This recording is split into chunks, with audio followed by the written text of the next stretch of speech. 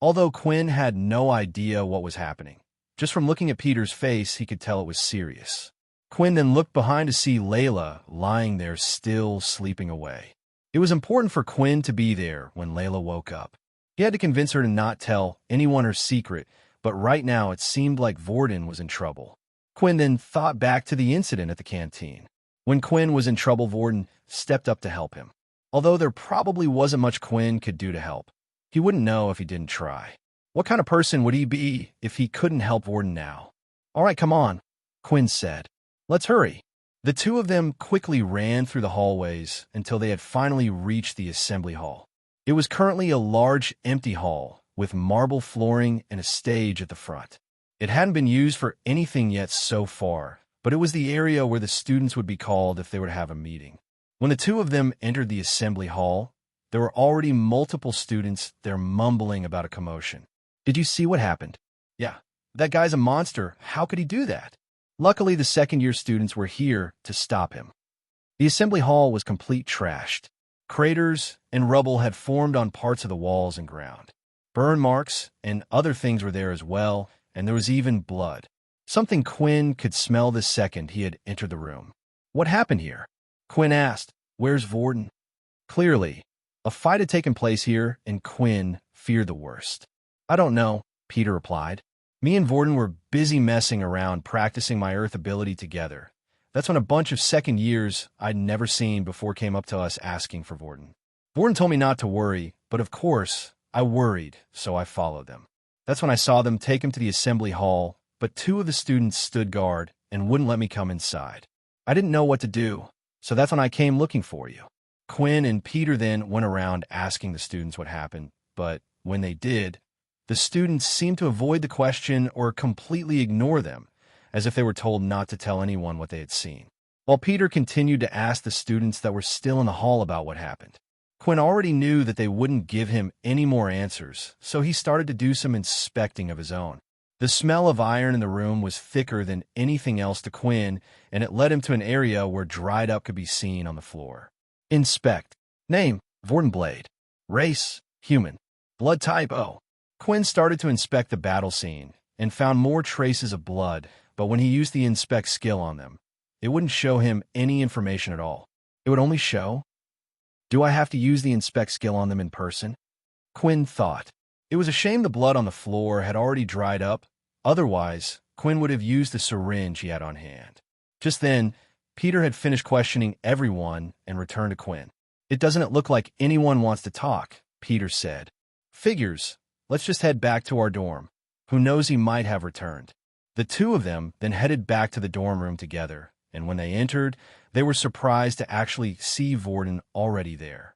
However, something wasn't right. Vorden wasn't his regular self. Just by looking at him, Quinn and Peter could tell he had been in a rough fight. Bruises and scuff marks everywhere, large cuts on his back. He looked like he had been in a tough battle. Not only that, but Vorden didn't even greet them when the two entered. The Vorden they had come to know was not the same Vorden right now. Vorden just stayed there lying down on his bed. "Vorden, what happened? Is everything all right?" Peter asked. "Yeah, just leave me be, I'll be fine," Vorden said. "If you stay near me, you will just get hurt anyway." "What are you talking about, Vorden?" Peter shouted. "Look at you. You have to go to the doctor's office. Come on, let's go." "Just leave me alone, please," Vorden said quietly. "Quinn, come on, say something. He needs to go to the doctor's office, right?" But as Peter turned around to seek support from Quinn, Quinn was nowhere to be seen. "Even he thinks I'm a monster," Vorden mumbled to himself. Just outside the dorm room, Quinn was leaning up against door, panting hard and sweating. Although he had no reaction when looking at people anymore, it was different when he saw Vorden. Vorden still had fresh cut marks all over his body, and the smell coming off him was strong. Suddenly, Quinn felt like he had a craving for a little bit of blood. It was something he could control. It wasn't like last time where his body had taken over, but it had brought back bad memories for him, and he was a little afraid of what might have happened. "I really need to find out what's going on with this strange system ability I have." Then a thought came into his head. There was a pending problem that he still hadn't dealt with. Although Vorden was acting strange right now, Quinn knew he was safe. Whatever problems Vorden were dealing with now would just have to wait. Every second wasted meant there was a chance for Layla to wake up and who knew what would happen when she did. Just then, at the same time in the doctor's office, in the corner at the back of the room, Layla slowly started to open her eyes. "Oh, what happened?" Layla said, "Where am I?" As Layla looked around the room, she started to rub her neck, and at the same time images had flashed through her head of what had happened at the library. She remembered everything. When images of what had happened to Layla started flashing through her head, she immediately started to get this tingling feeling over her body. She was reacting to the memories of Quinn biting into her. It wasn't a painful memory, but quite an addictive feeling. The sensation of the blood rushing through her body. Her face was starting to turn a little red just thinking about it. That's when she lifted her hand and placed it on her neck. I can't feel anything." "Oh, so you're awake," Haley said with a smile. "You were sleeping so peacefully there I didn't know when you were going to wake up." "How did I get here?" Layla asked. "Oh, a boy came in and dropped you off. He said he was your friend. I can't remember his name, but he had short black curly hair," Haley said with a smile, thinking about the two of them. This confirmed Layla's thought. Quinn must have brought her here right after biting her. Haley then noticed that Layla was rubbing the side of her neck with her hand. "Oh, I got rid of those 2 marks for you. Do you remember what happened?" Once again, as she thought back to the memory of Quinn biting her, she started to get goosebumps all over her body.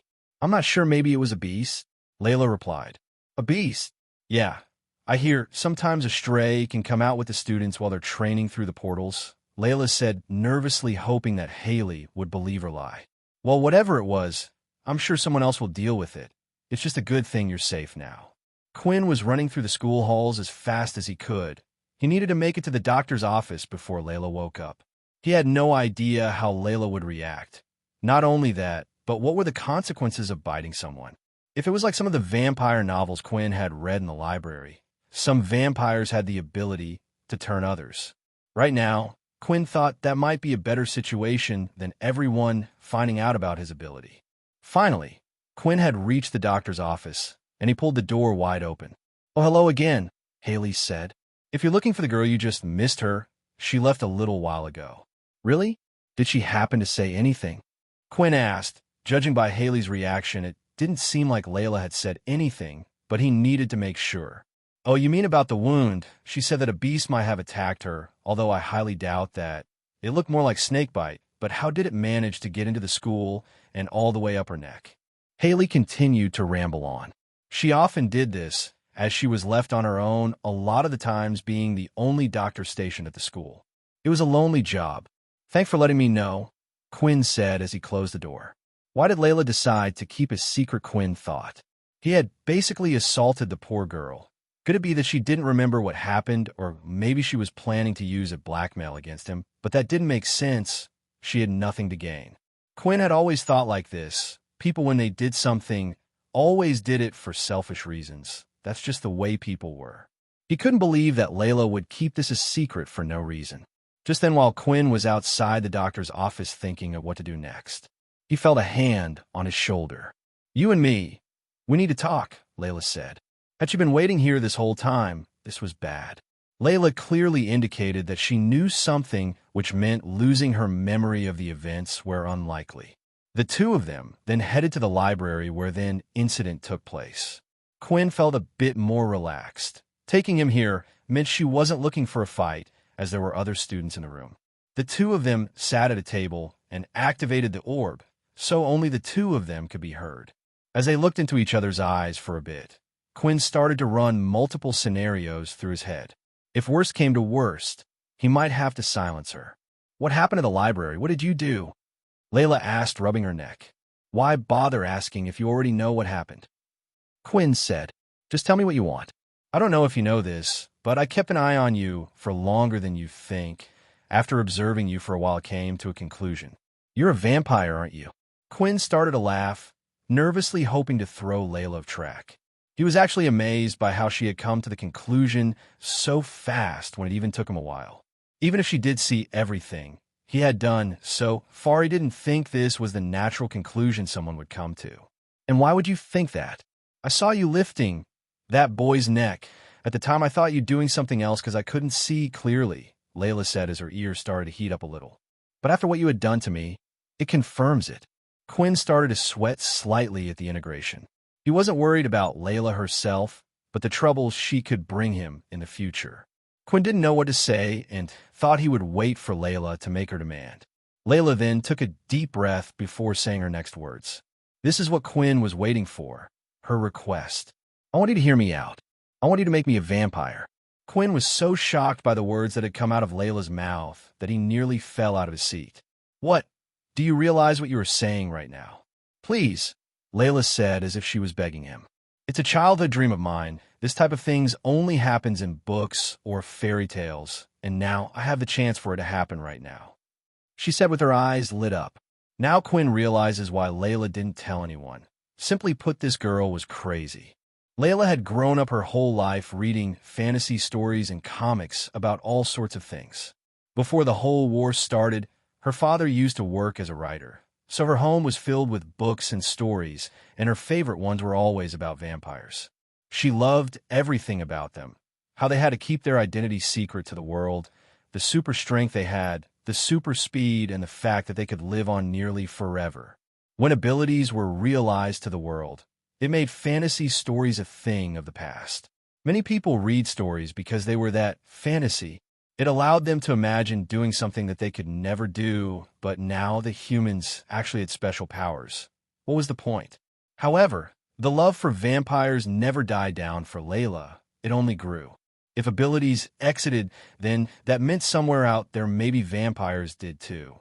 When she saw Quinn's actions, she had already convinced herself that he was a vampire. Quinn was right when he thought a normal person wouldn't have come to the same conclusion. But that was because Layla wasn't a normal person. Layla then suddenly got out of her seat and started to bow down to Quinn on her knees.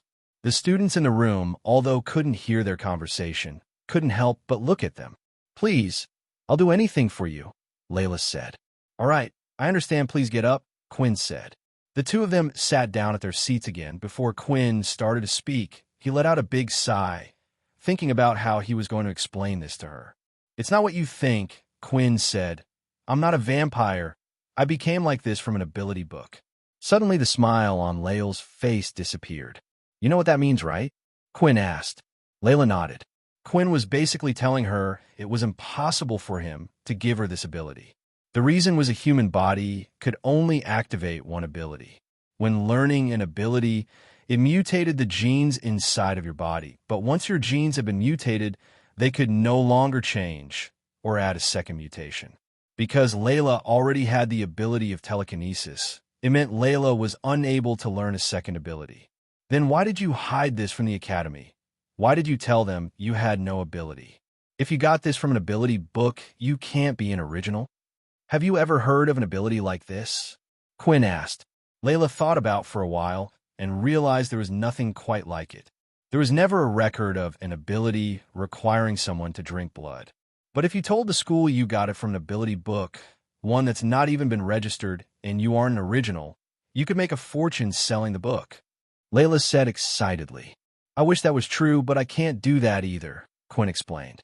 When I learned the ability, the book simply vanished. Layla was debating whether Quinn was telling the truth or not, but she had no choice but to believe him. It was the only explanation of why Quinn was so adamant in hiding his ability. Ability books didn't just vanish, they were books. They could be passed on for others to learn. If people found out about this, multiple companies and the military would put immense pressure on Quinn to share the ability with the world, and with no powerful family backing him, Layla couldn't imagine what would be done to him. They would never believe him if he said he got it from an ability book and it disappeared. Quinn then proceeded to tell Layla about everything that had happened so far. About how his ability was a game, like a system, and it had given him strange quests, and he could unlock skills. It was nothing like the vampire stories Layla used to read, but at the same time, it seemed like the system was applying similar rules. Fine, I will keep this as a secret, but only on one condition. I want you to help you out, Layla said. Clearly you don't know much about this thing, so much so that you had gone out of control and bit me in the neck. We can't have you going around school biting people. They'll take you away in a heartbeat. If you need to feast on someone, then feast on me, Layla said, placing her hand on herself. Quinn started to think about the situation. Having Layla as a helper was a big advantage. Quinn himself wanted to test multiple things about the system, and here he had someone offering to help for free. And it truly felt like Layla was telling the truth. Not only that, but Layla seemed to be more knowledgeable about vampires than himself. Perhaps she would even be able to help him in his research. "It's a deal," Quinn said as the two of them shook hands. Layla was happy that Quinn had accepted. The truth was Layla still hadn't given up the idea of being a vampire. Unlike Quinn, Layla wasn't too sure that what Quinn had was an ability in the first place. An ability was usually a specific set of skills, but Quinn had completely changed as if he was no longer human. "All right, the first thing is first, you're going to need to take some of my blood," Layla said. "That way, if you're getting hungry again, you could drink some of that." Layla then pulled down her shirt slightly and started to show her neck towards Quinn. "What are you thinking? We can't do it here in front of the library, and I'm not just going to bite into your neck." As the two continued to talk and chat about things in the library about what to do next, Vorden had entered the library and could see Quinn talking to Layla, both chatting and smiling away. "So you've forgotten about me that quickly, huh?" Vorden said. "You're just like the rest of them. I'll show you what it means to betray me, Quinn. If people are going to call me a monster, then I might as well embrace it and become one." Peter was currently running around the school, looking for Quinn or Vorden. For some reason, both of his new friends had suddenly started acting very strange, and Peter didn't know what to do about it. His life at his previous school had been hell, and he did everything he could to serve those above him. And for the first time ever, he had made friends that protected him. Quinn, even though he was a low level himself, had stood up for Peter and Vorden, who had not only protected him, but helped him learn his new ability. Something had happened to Vorden, and suddenly he was acting strange. Although Peter had no clue what was going on with Quinn, he had some idea about what had changed Vorden. It was after whatever had happened at the assembly hall with the second-year students.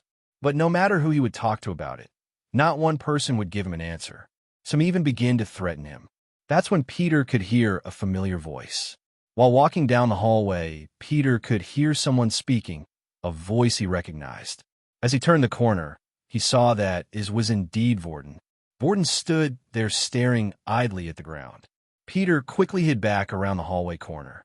So far, whenever Peter had spotted Vorden, he would just ignore him and walk away without even speaking to him, but now it sounded like Vorden was speaking to someone else. "Would you two calm down?" Vorden said. There was then a brief pause before Vorden spoke again. "I don't care if he hurt the little one's feelings. It's not like Quinn isn't allowed to talk to other people." Again, there was a slight pause. "Look, if you get involved and hurt them, I won't forgive you. I won't let something like last time happen again." The whole time Peter was listening in to the conversation, the only voice he could hear was Vorden's, but it was clear that he was speaking to someone. Peter couldn't take it anymore and decided to take a peek, and as he did, still the only person he could see was Vorden. Did the other person leave already? Peter thought. Just then he saw Vorden start to walk off. The bell had rung, indicating that it was the end of their lunch break, and it was time to head to afternoon classes. That's when the library doors opened and Quinn and Layla appeared out walking together. "Quinn," Peter said as he waved him over. "I'll meet you at the front gate tonight, once classes are over," Quinn said to Layla before leaving to join Peter. The two of them then started to walk off to class together. "Hey, are you okay, man?" Peter asked. "I was worried about you when you suddenly bolted out of the room like that." "Yeah, sorry, man. I couldn't hold it in any longer, otherwise my underwear would have turned brown." Whoa, too much information," Peter said. "Anyway, I'm glad you're okay. Look, I'm really worried about Vorden. Ever since he came back from that assembly hall, he's been acting strange." Quinn placed his hand on Peter, seeing that he was clearly startled. This whole time Quinn had more important things to worry about, but now that he had solved the most pressing matter, he had time to focus on other things. "Don't worry, we'll find out what's going on together." When they entered their next class, they could see that Vorden was already in his seat, sat down, ready even before them. "Oh, hey guys, how you doing?" Vorden said with a smile. Peter went to sit in his seat to the right of Vorden, while Quinn went to sit in his seat to the left of Vorden. "Hey, are you feeling better?" Peter asked. "Earlier it seemed like you were kind of sulking." "Yeah, don't worry, I just got kind of thrown around a bit by the second years, and it got me pretty down," Vorden replied. "What happened at the assembly hall?" Quinn asked. Then Vorden's face slightly changed. It was as if he was trying to hold something back. Vorden clenched his fist for a few seconds and finally relaxed his hand. Guys, don't worry about it too much. You know I'm strong and know I can handle myself. Although Peter was quite satisfied now with Vorden, as he seemed to be his regular self, Quinn noticed that Vorden seemed to be holding something back, almost suppressing something when he asked that question. As other students started to enter the classroom, when they saw Vorden, they immediately started to whisper. If Vorden would look back at them, they would turn their head as soon as possible. As the students sat down, the talks continued, and several different words could be heard. Monster, freak, weirdo, crazy, and all these words were being aimed at Vorden. It was as if the whole school was sharing a secret that Peter and Quinn weren't allowed to know, and not even Vorden himself would say what had happened. After hearing these words, Quinn noticed that Vorden stayed there motionless with his head down. He hadn't even written any notes down in his notebook about the lesson. Although it seemed like no one would tell him or Peter what had happened, Quinn now had another ally that might be able to help him, and that was Layla. At the end of class, the teacher, Dell, projected a screen in front of the whole class. There was a list of names, each sorted into a different category. Please look at this carefully and see where your name is, as tomorrow will be the start FO your combat classes, Dell explained. The list was split up into several different categories. Each one was different depending on what type of ability you had. Elemental abilities, transformation abilities, enhancement abilities, and so on. That's when Quinn also noticed that his and a few other names were not on the list, including Vorden's. If your name is not on the list, it's because either your ability doesn't fall into one of the categories or you are an original with a unique ability. You are free to choose to go to whichever class you believe suits you. Students are also able to switch between combat classes if they wish. These are not set in stone, but the school's recommendation based on your ability. The list of available classes was then sent to each student's wristwatch where they were to register for the type of class they would be interested in. I wonder what combat class would be best for me, Quinn thought as he looked at the long list. After classes had finished for the day, Vorden had offered to help Peter with his training again, especially since tomorrow the two of them would be in the same combat classes, the elemental class. Hey, do you want to come with us? Peter asked. Nah, I won't bother you guys. I wouldn't be much help anyway, Quinn replied. Peter was pleased that it seemed like the group had gotten back normal again. There was no tension between the three of them, and Peter wished it would stay that way forever. Just then, when Quinn had left, Vorden and Peter were left in the room. That's when Vorden asked Peter a question. Hey, have you seen Quinn hanging around with a girl lately? Vorden asked. Come to think of it, I saw him exit with a girl at the library. It was the same one who was at the test with us that day, with the bow and arrow. After Peter had given an answer, for a split second, Peter felt like he saw the expression on Vorden's face change.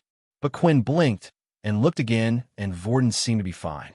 Maybe he's gone and got himself a little girlfriend, said Vorden laughing. Quinn had, of course, decided to ditch the other two because he had already made plans to meet up with Layla beforehand. The two of them were to meet at the school gate. But before the two of them were to meet, Quinn decided to stop by the science lab. Although most lessons in military school were about combat or how to use technology, science was still a core subject.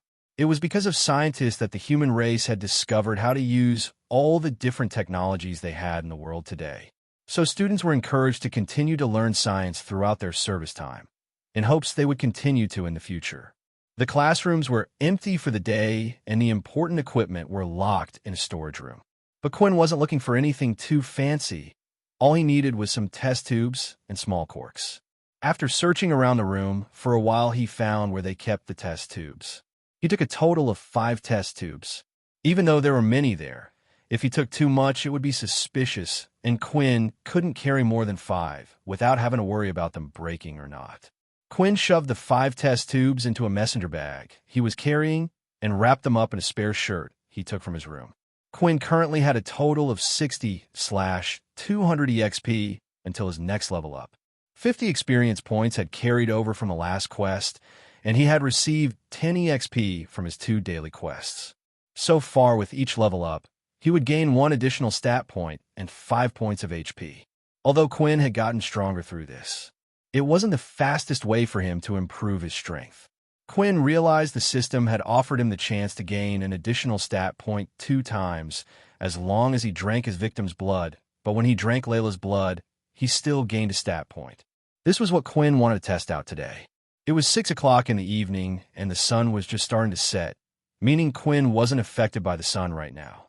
As planned, Layla was standing there waiting for him by the gate with her bow on her back. Students who used weapons would carry it with them around most of the time. There was always the chance of an attack or a beast escaping through a portal. After the two of them met, they decided to walk to the nearby park that was in between the convenience store and the school. Then they ventured away from the trail into the woods where they were behind cover. No one ventured in these parts, and it was hard for them to be seen. "So are we going to this?" Layla asked excitedly. Quinn still found it weird that rather than being scared by the whole situation, Layla was exited. "All right, close your eyes," said Quinn. Layla closed her eyes and was ready. She could still remember the satisfying feeling from the last time and couldn't wait to feel it again. Although she was a bit nervous when a thought came to her head that Quinn's lips would be on her neck. Suddenly, though, Layla felt a small prick in her arm. Layla opened her eyes and noticed that a needle was there. "What? You didn't think I was just going to bite you, did you?" Layla's cheeks suddenly went bright red. If it wasn't for the needle in her hand, she would have tried kicking Quinn away. Once the syringe had been filled up, Quinn squirted it out into one of the test tubes he brought with him. "Is it okay if I fill another one?" Quinn asked. Layla didn't say anything and held out her arm. She was still a bit embarrassed about what had happened earlier. Once Quinn had filled up 2 test tubes, he put one of the blood-filled tubes in his bag while holding the other. "Inspect. Blood of Layla Monroe. Blood type A+. Quinn then looked at Layla and used his inspect skill once again. Name: Layla Monroe. Race: human. Ability: telekinesis. HP 12 of 12. Blood type A+. It was as Quinn thought. When using the inspect skill on the blood, it only showed him what blood type it was and who it was from, just like the time at the assembly hall. But if the person was in front of him, it would reveal their ability, HP, and blood type. Some of the blood marks in the hall only revealed question marks, assuming that Quinn either had to have run into the person before or used the inspect skill on the person once before. Quinn looked at the test tube and gulped. He then pulled out the cork at the top and started sniffing the blood. "You're not going to drink it right here, are you?" Layla asked. "Why not? I need to know if it will make any changes." "I don't know, it feels kind of embarrassing. I can't explain." Quinn ignored Layla and looked at the blood again. The fragrance smelt quite sweet, which was different from how he remembered it before. Then suddenly, Quinn lifted the tube and drank the blood in one gulp as if he was taking an alcoholic shot. As the blood ran down his throat, he felt a warm, tingling sensation through his body. The blood was also surprisingly sweet rather than metallic. It seemed like the race change had also changed his taste buds and sense of smell. "Your HP is already full. The blood will have no effect. Blood from this person has already been consumed. No stat points will be given." Quinn was surprised to see the information he had been given. The blood last time seemed to have a healing effect on his body. Judging by the message, if Quinn was injured, Layla's blood would allow him to regain HP. But the second message is what interested him more. The system stated because he had already consumed this blood before, that no stats would be given. This meant that as long as it was the blood of someone he hadn't drunk before, he would be able to get an extra stat point. Quinn smiled at the thought. Of course, this was only a theory of his, but Quinn wanted to test it out straight away. "I guess whatever you wanted to test out worked, judging by your creepy smile and all," Layla said. "If only there was someone else's blood I could test this on." Just then the sound of 2 people entering the woods from the playground was heard. Quinn and Layla immediately ducked down and hid behind a tree. That's when they saw 2 students started to walk into the forest. "Now hand over your credits, otherwise I'll dig you your grave right here and no one will ever find your body," a boy's voice said. Quinn immediately recognized the voice. It was Riley. It looked like he still hadn't learned his lesson and was still up to his old tricks. Quinn then went into his bag and took out the mask he had bought at the convenience store. Last time he had let Riley go without taking any of his blood, and now he felt like it was such a waste. But this time Quinn wouldn't let Riley go. As Quinn put on his mask, he moved in closer to where Riley and the student was, making sure to move in and out between the trees. "Hey, Do you want a beating? Pass over the credits now, Riley said, holding up the student against the tree. But I only get 10 credits a day. They're mine. This isn't fair. Since when has this world ever been fair? Blame the people at the top for not looking out for us, Riley said. As Quinn heard those words, he realized that Riley was in the same position as him. He was only a level 2 user and was just part of the weak bunch being pushed around by those above, but that didn't mean he could do it to others. That would fix nothing. Layla followed Quinn closely and had taken out her bow and arrow. She knew from last time if Quinn had put on the mask, he was going to act. Do you want me to help out? It will be easier with the two of us, Layla asked. It's okay, there's something I want to test out, Quinn said. The last time the two of them had fought, Quinn was only a level 1. Now, he was a level 2, and he had also obtained a new skill which he wanted to test, and Riley was a great test subject. Quinn started to move closer and closer. He was hoping to finish of Riley in one shot, and this was the perfect chance while his back was turned. Finally, Quinn was just about in striking distance. That's when the student held up against the tree spotted Quinn. Please help me, the student cried. You idiot, Quinn shouted as he leapt forward, hoping he could be quick enough to hit Riley before he could activate his ability. The student's warning had given Riley enough time to activate his ability and turn around. However, Quinn's fist was fast, and even though Riley put out his hands to stop the attack, Quinn's fist still managed to hit Riley in the stomach. The impact was just like last time. It was solid and felt like he was punching a wall, but the blow managed to still hurt Riley a bit. The attack was slighter stronger, and this time Quinn's fist hadn't broken. I've been waiting for you, Riley said as he put 2 fingers in his mouth and whistled. Just then 2 students came running in from the park and into the forest. You think you can take on 3 of us? Riley said. Quinn looked at the 2 students running towards them, and that's when an arrow came flying from the words and hit one of them in the knee, causing the student to instantly fall to the ground. The other students went down to his friend. What happened? The student said. Then he noticed an arrow in the student's leg. Where did this come from? Quinn saw this as an opportunity and dashed away from Riley and started heading toward the other student. The skill said 5 meters right. Well, show me what you got. As soon as Quinn was within 5 meters, he activated his skill blood swipe at the same time, swinging his hand across. A red line of power came surging out of Quinn's fingertips and hit the student right on his chest, causing a claw-like mark, but it wasn't enough to knock him out. Blood swipe, blood swipe, blood swipe. Quinn then cast 3 more blood swipes, swinging his arm out. Each blow managed to hit the student dead on. With multiple marks across his chest, he had finally collapsed to the floor. HP 11/15. An opponent has been defeated. 50 EXP granted.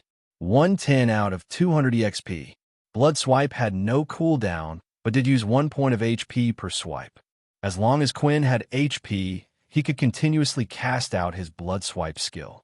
Riley, seeing his 2 teammates who were of equal power level to himself be defeated in an instant, started to feel scared. His body was shaking, and all he wanted to do was get out of there. He turned away from his friends and started running deeper into the forest. Quinn's speed was greater, though, and was easily able to catch up. When his attack was in range, Quinn cast 2 more blood swipes, aiming for the back of Riley's ankles. As they hit, Riley fell to the ground. Please, please don't hurt me. I'll do anything, Riley begged. Oh, really?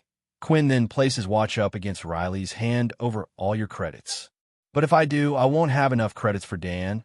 He'll kill me, Riley said. Is now really the time to worry about Dan? Quinn asked. Riley quickly transferred over 50 credits that he had obtained that day over to Quinn. So will you let me go now? Riley asked. Quinn smiled at Riley, although Riley couldn't tell due to the mask he was wearing. No, Quinn said.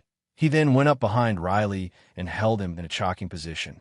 Riley tried activating his hardening skill, but Quinn's strength was still strong enough to get through and eventually caused Riley to pass out.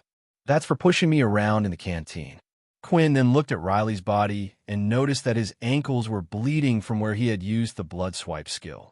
Quinn then went to his bag to pull out a test tube and held Riley's leg up, allowing the blood to slowly drip into the test tube until it filled up. Quinn also filled up a second tube for testing later on. Next were the other 2 students. Layla had dealt with the other when she hit with her arrow earlier, and the other student had passed out from the multiple attacks of blood swipe. Quinn then did the same for with the other two students collecting blood from their open wounds, and for where Layla's arrow had managed to pierce the student's leg.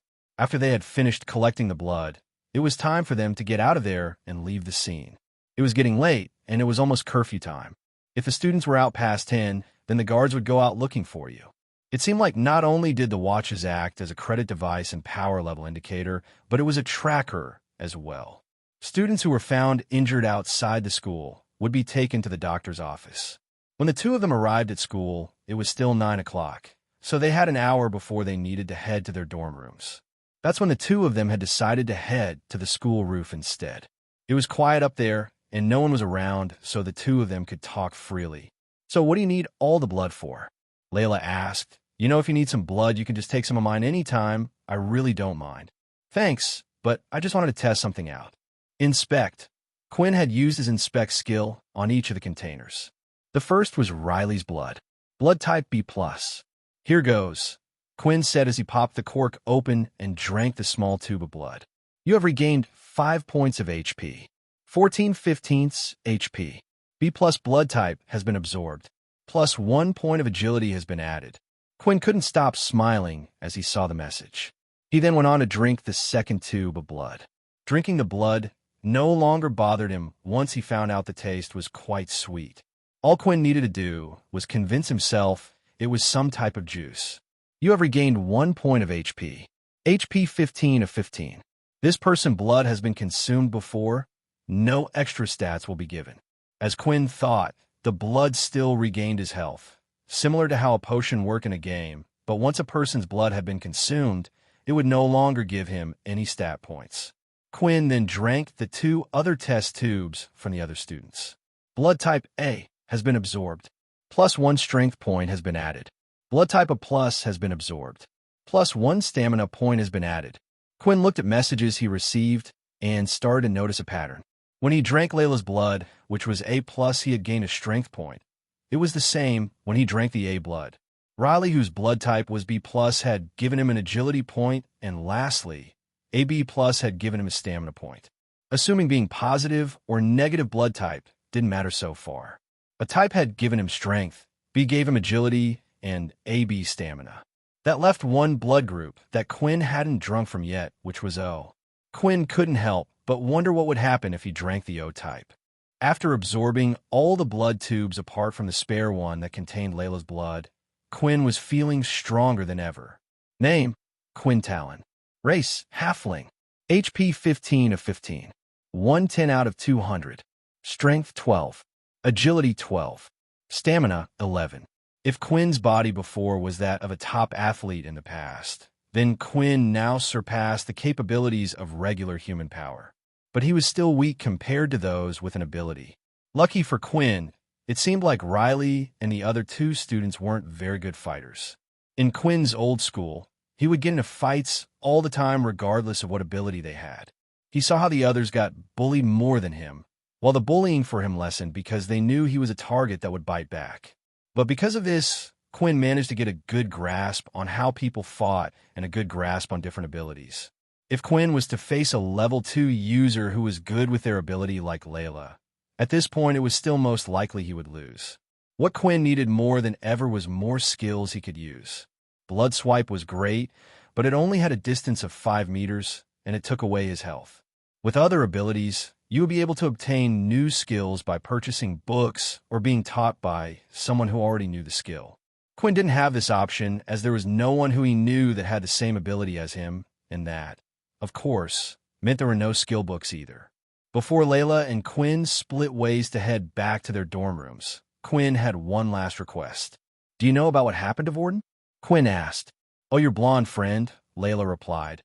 "Honestly, I don't know too much cause when everything happened I was stuck in a hospital bed because of someone." Layla pointed at Quinn. Quinn laughed nervously. "Well, do you mind finding out for me? It seems like the second years are behind this and are stopping me and Peter from getting any information." "The second years are involved in this?" "Well, that's not good you're not planning to get involved, are you?" Layla asked concerned. Quinn thought back to when the second years had called Quinn, Peter, and Vorden out. That Momo person had warned them not to disturb the system within the school. Quinn wanted to punch his face in, but at the time he couldn't. But now with this ability, he could grow stronger without the need of help or relying on others, and he couldn't wait for the day he could punch that Momo's smug face in. Yeah, but I need to get stronger, of course. There was one big difference between the second years and first years, and that was something called awakening. The second years had learned how to awaken their ability. This allowed the user, regardless of the power level, to get a power boost for a short period of time. Once a user had awakened, they then also could form something called their soul weapon, a powerful weapon unique to each user that was formed in the body itself. This was different from a beast weapon, as a beast weapon could be used by anyone. After finishing everything he needed to do with Layla, the two of them split up, and Quinn said he would contact Layla via his watch when he needed her. Quinn also kept the test tube containing Layla's blood on him. What he needed to do now was figure out how long his body could go without needing blood. If Quinn was to go out on a mission or through a portal to another planet. There might be times where Quinn wouldn't be able to contact someone for a while. In these situations, he needed to know how many test tubes of blood to take with him. So, for now, Quinn would do his best to avoid blood until the system message appeared again. If he fought anyone along the way, he could keep their blood for after. He didn't want to waste any precious stat points after all. Quinn headed back to his dorm room, where Vorden and Peter were still practicing their Earth abilities. "I did it! I finally did it!" Peter shouted. Peter held a small, round, solid lump of mud in his hand. As he moved his hands, he was able to change the shape of the mud. He turned it from a ball into a long staff, then back into a ball again. The only problem is, as a level 1 user, you will need to keep some type of mud on you at all times, Vorden explained. Perhaps it's best you keep it as a round staff and carry it around with you. Then you will always have something to take with you. Vorden then grabbed the mud and started to demonstrate. He did the same thing as Peter and started to change the mud ball into different shapes. But the difference between speeds was noticeable. While Peter took a long time to form the shape he wanted, Vorden was changing the mud in seconds. "Wow, is this cause you're a level 5 user, Vorden?" Peter asked. "No, this is something you should be able to do as well. It just takes practice. When I copy someone's ability, I also copy whatever power level it is at. So everything I can do with this mud, you should be able to as well." Vorden then turned the mud ball into a sharp dagger and placed it up against Peter's neck. "See, not so useless after all." Peter gulped as he looked down at the sword, but then realized that Vorden had already changed the ball's shape into a harmless stick and handed it back to Peter. "Oh, Quinn, you're back," Vorden said, smiling. "Did you have fun?" "Yeah, a little bit," Quinn said. "Vorden here said you got a girlfriend." Peter quickly added. "What?" Quinn said. "You know that girl that was with us at the testing that time?" "Oh, her. No, we're just—" Quinn started to think about what his relationship with Layla was. He wouldn't exactly call them friends, and they defiantly weren't lovers. Layla did almost everything Quinn asked without answers. It was almost a master and servant relationship, but if Quinn said that, they would defiantly get the wrong idea. "We're just acquaintances. I was talking about how she got to use her weapon and discussing what classes to take since I won't be going to the elemental class with you two." "Oh, so you finally decided then?" Peter asked. "Yeah, I'm going to join the beast weapons class." When the next morning had arrived, Quinn made sure to pack some things with him in his bag. He put in the blood tube that contained Layla's blood, the 4 remaining empty tubes, and also the mask that he had bought at the convenience store. He never knew when a situation would come up when he had to use these things, so it was better to be prepared than unprepared. The 3 boys headed down for breakfast as a group, as usual, and like always, people would give Quinn, Vorden, and Peter looks. Vorden decided to split form Quinn and Peter and sat on his own on the higher power level tables. But even then, no one seemed to be sitting next to Vorden. It was clear for some reason the second-year students were making Vorden a target, even though he was no longer hanging out with Quinn and Peter. "Do me a favor, will you?" Quinn asked. "Keep an eye on Vorden while you're in your combat classes today. If anything happens, let me know. But if something happens, I won't be strong enough to help. And you can't exactly do anything either," Peter replied. Peter was right. Quinn, right now, could barely deal with the level 2 first-year students, never mind the second-year students. But at the same time, Quinn hated the fact that they might be targeting Vorden just because he chose to hang out with them. Perhaps Quinn could find a weak one in the group and target him at night for questioning. These groups always had a weak person acting as a shuttle for them, asking them to carry their things, grab their food for them, etc. I'm not telling you to get involved. I don't think Vorden is expecting you to help him out either, but just to let me know what you see.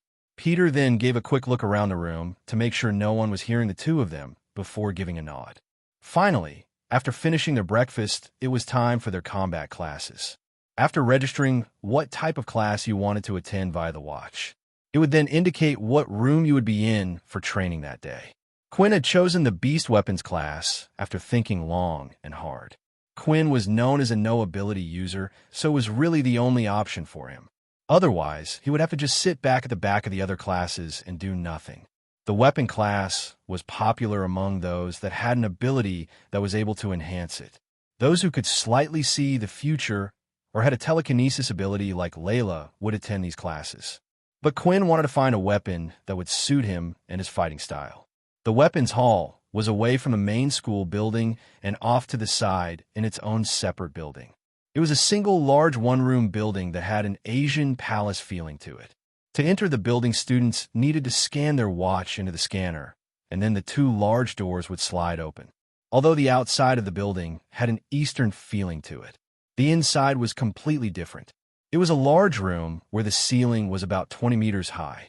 The room had no decorations apart from mountains and mountain of weapons hung up on the wall, and in the center of the room was a round raised platform.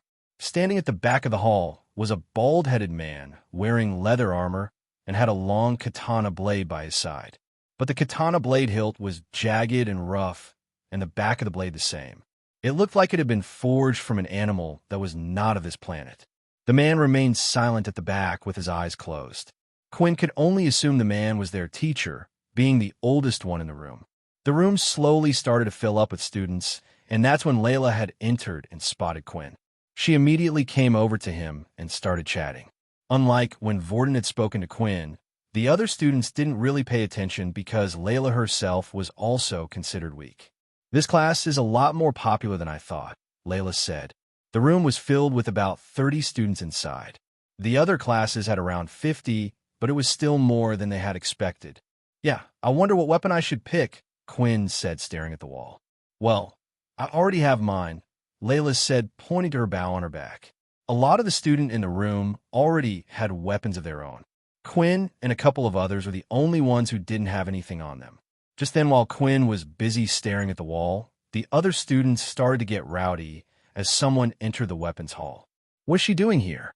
Isn't she an elemental user? Why would she be here? Who cares? Maybe we can spare with her, and if we beat her, we can ask her on a date." As Quinn turned around to see who the girl was everyone was talking about, it turns out he had already met her before. It was Erin Helly, the ice ability user. "I wonder why she decided to go to this class instead of the elemental class," Layla asked. Just then the bald-headed man opened his eyes and shouted at the top of his voice, "Attention!" Everyone froze and turned to look at the old man. "My name is Leo, and I will be your teacher for today." Leo then pulled out his katana blade from his sheath and pointed it out in front of him. "Your first task will be to pick your weapon. You must think carefully. Your weapon is your lifeline. When your ability won't work, the only thing you can rely on is your own skills. Now go and choose one from the wall around you." The students fanned out and started to look at weapons. Even those who had beast weapons already were trying out new ones. Quinn looked at the wall and saw all sorts of things: axes, short swords, spike clubs, whips. Besides, there was so much to choose from. Quinn was really having a hard time. Quinn looked at Layla and her bow.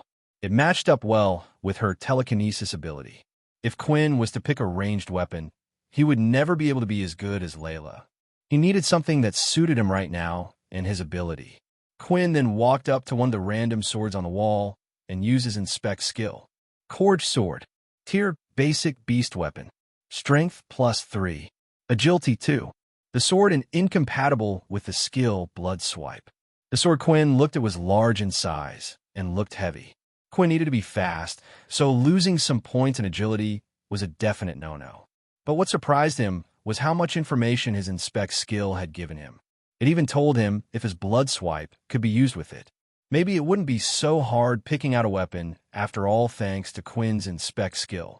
As soon as Quinn realized that his inspect skill would tell him the stats of each weapon, he started to go around the room looking for the perfect one for him. Quinn ruled out anything that was too heavy. Although the strength stat it added was good, Quinn needed to be fast and agile in the night.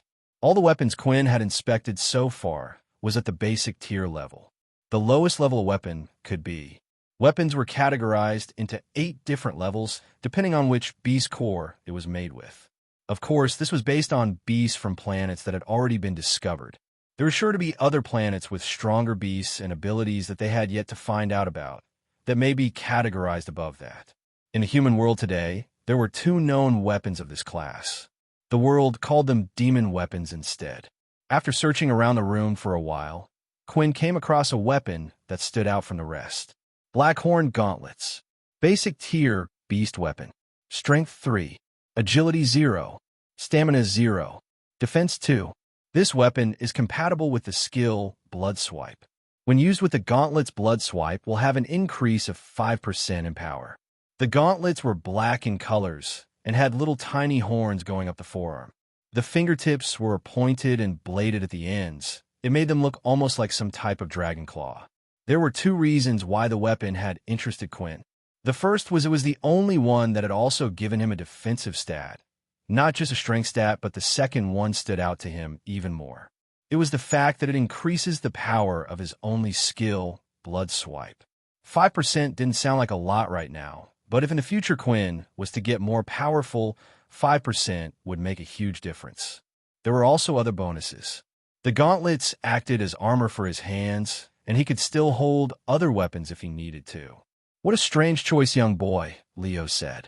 Quinn looked to his side to see who had spoken to him. Then he noticed it was the bald teacher. It's not many people's first choice.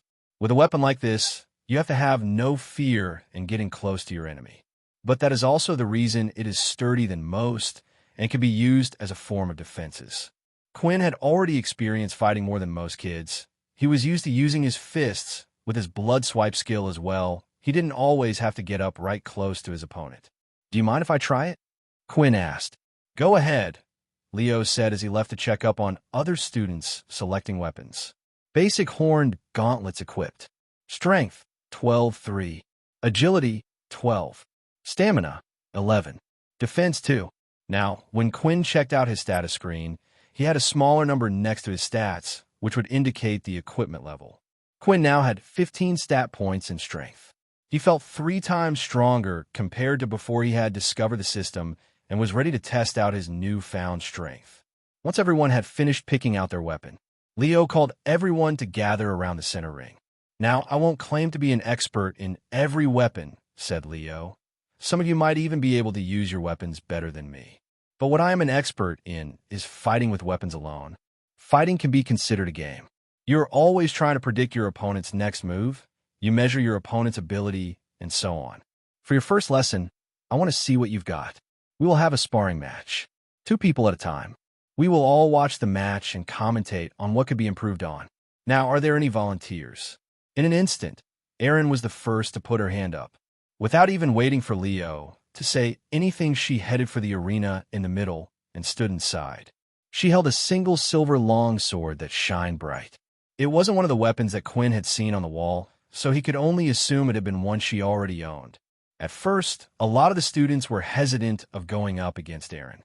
Her reputation for being a high-power level had already reached many people's ears. "Oh, I also forgot to add, abilities will be banned during today's sparring sessions," Leo added. "It is important that you know how to use your weapon first. Only then can you truly bring out the full potential of the weapon with your ability." After saying those words, students had raised their hands like a rocket. They all wanted to get the chance to beat the famous Ice Queen. Now that she wasn't able to use her abilities, this was their chance. In the end, a large man was selected from the crowd who wielded a 2-handed axe. He was about double the size of Erin in terms of muscle. "I think you chose to join the wrong club. Your ice abilities will be useless here," the man said. Erin didn't reply, though, and simply took her stance, waiting for her opponent to come forward first. The man charged in, wielding his large axe above his head. When he swung it down, Erin spun her body to the side, avoiding the blow, and, at the same time, slashed at the back of the man's legs, causing him to stumble. She then placed her blade towards the man's neck, inches away from his throat. "I give up," the man said. Everything had happened in an instant, and the room was suddenly silenced. They all knew Erin was strong, but it was unexpected of her to be so skillful with the blade. Most ability users, if they had a strong ability like Erin, would rely on that power and not bother learning a weapon. But it was clear to everyone she had some practice. After the fight had finished, two men seemed to appear out of thin air wearing a black military uniform. They then grabbed the student by both arms and escorted him to the school doctor to get healed up. The group continued to watch a few fights. The rest of the fights had lasted a lot longer than Erin's, as most of the students were equally matched when it came to using weapons. Even when level 4 power users were fighting against level 2. When they couldn't use their abilities, it all came down to skill and the body. The next fight that had caught Leo's attention was the fight with Layla. Even though Layla could no longer use her telekinesis, with her bow, she was able to shot ahead and predict where her opponent would turn.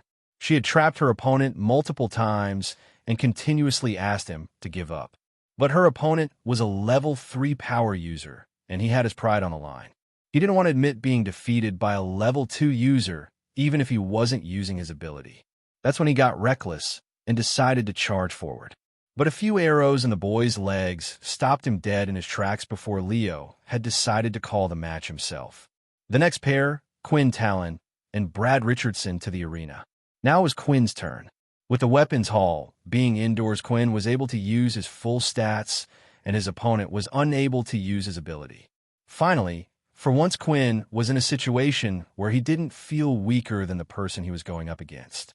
As Quinn walked up to the stage, he noticed that Brandon, his opponent's indicator, showed that he was at the power level of 3.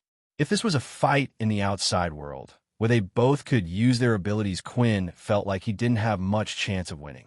But here in the arena, where abilities weren't allowed, Quinn had a body stronger than most. His speed was faster than most. In the novels he had read, a vampire's strength was far greater than the human race before the introduction of abilities. If they wanted to, they could have ruled the world. Brandon held a large spear in hand, which had great reach. The end was sharp with a single curved blade at the end. Opponent power level 3. Bonus EXP will be rewarded. It seemed like Quinn's day was only getting better. "Begin," Leo shouted. Brandon immediately charged in with his spear, while Quinn stood there and took a fighting stance with both of his hands held out in front of him. When Brandon was within striking distance, he thrust his spear forward. It was fast and impressive to the people watching outside. But to Quinn, who had 12 points in agility, it was easy for him to dodge. He avoided the spear strike and ducked down. Then before Brandon could pull the spear back, Quinn went and grabbed the spear with his hand. "What the hell?" Brandon said as he tried pulling the spear back. "Let go." While holding the spear with one hand, Quinn opened up his other hand and swung out his fist like a claw as hard as he could at the spear. Then a few moments later, the spear had been sliced in half. "What the my weapon? It's faulty," Brandon complained, but Leo did nothing to step in. Quinn rushed forward, and before Brandon could do anything, Quinn punched him hard in the stomach. Brandon's feet lifted off the ground, and it looked like his body was about to fly away. Inspect. Brandon Richardson. Ability, Elemental. HP 5 of 15. Blood type, 0+. Quinn knew that if Brandon was to fly out of the arena, it would be considered his win, but the system wouldn't allow him to win like that. He needed to beat his opponent down to at least 1 HP. So before Brandon could be lifted into the air, Quinn grabbed him and pulled him back down, and at the same time kneed him in the face, causing Brandon's nose to bleed and his head to be sent backwards. And finally, Brandon collapsed lying there on the ground. "Winner, Quinn Talen," Leo said. "Opponent has been defeated, 50 EXP rewarded. First time higher power, level bonus, 50 EXP rewarded. 220/200 EXP. Congratulations, you're now level 3. 20 of 400 EXP. 1 attribute point awarded.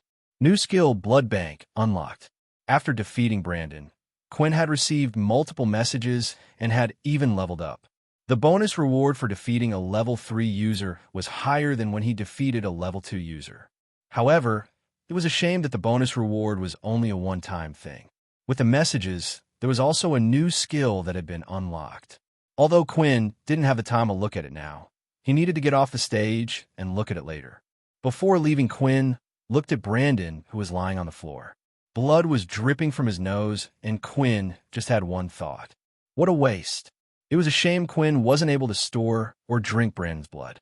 After all, everyone was watching, but if he did, he would have learnt what the O-type blood did as well. The two military men again appeared out of thin air and took Brandon away to the doctor's office. But before Quinn could leave the arena, a couple of boys shouted from the crowd. "That's not fair."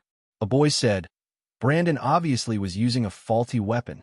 "Yeah, and what was with that anyway? That idiot decided to still attack him anyway. After seeing his weapon break, he should be punished." Another boy added.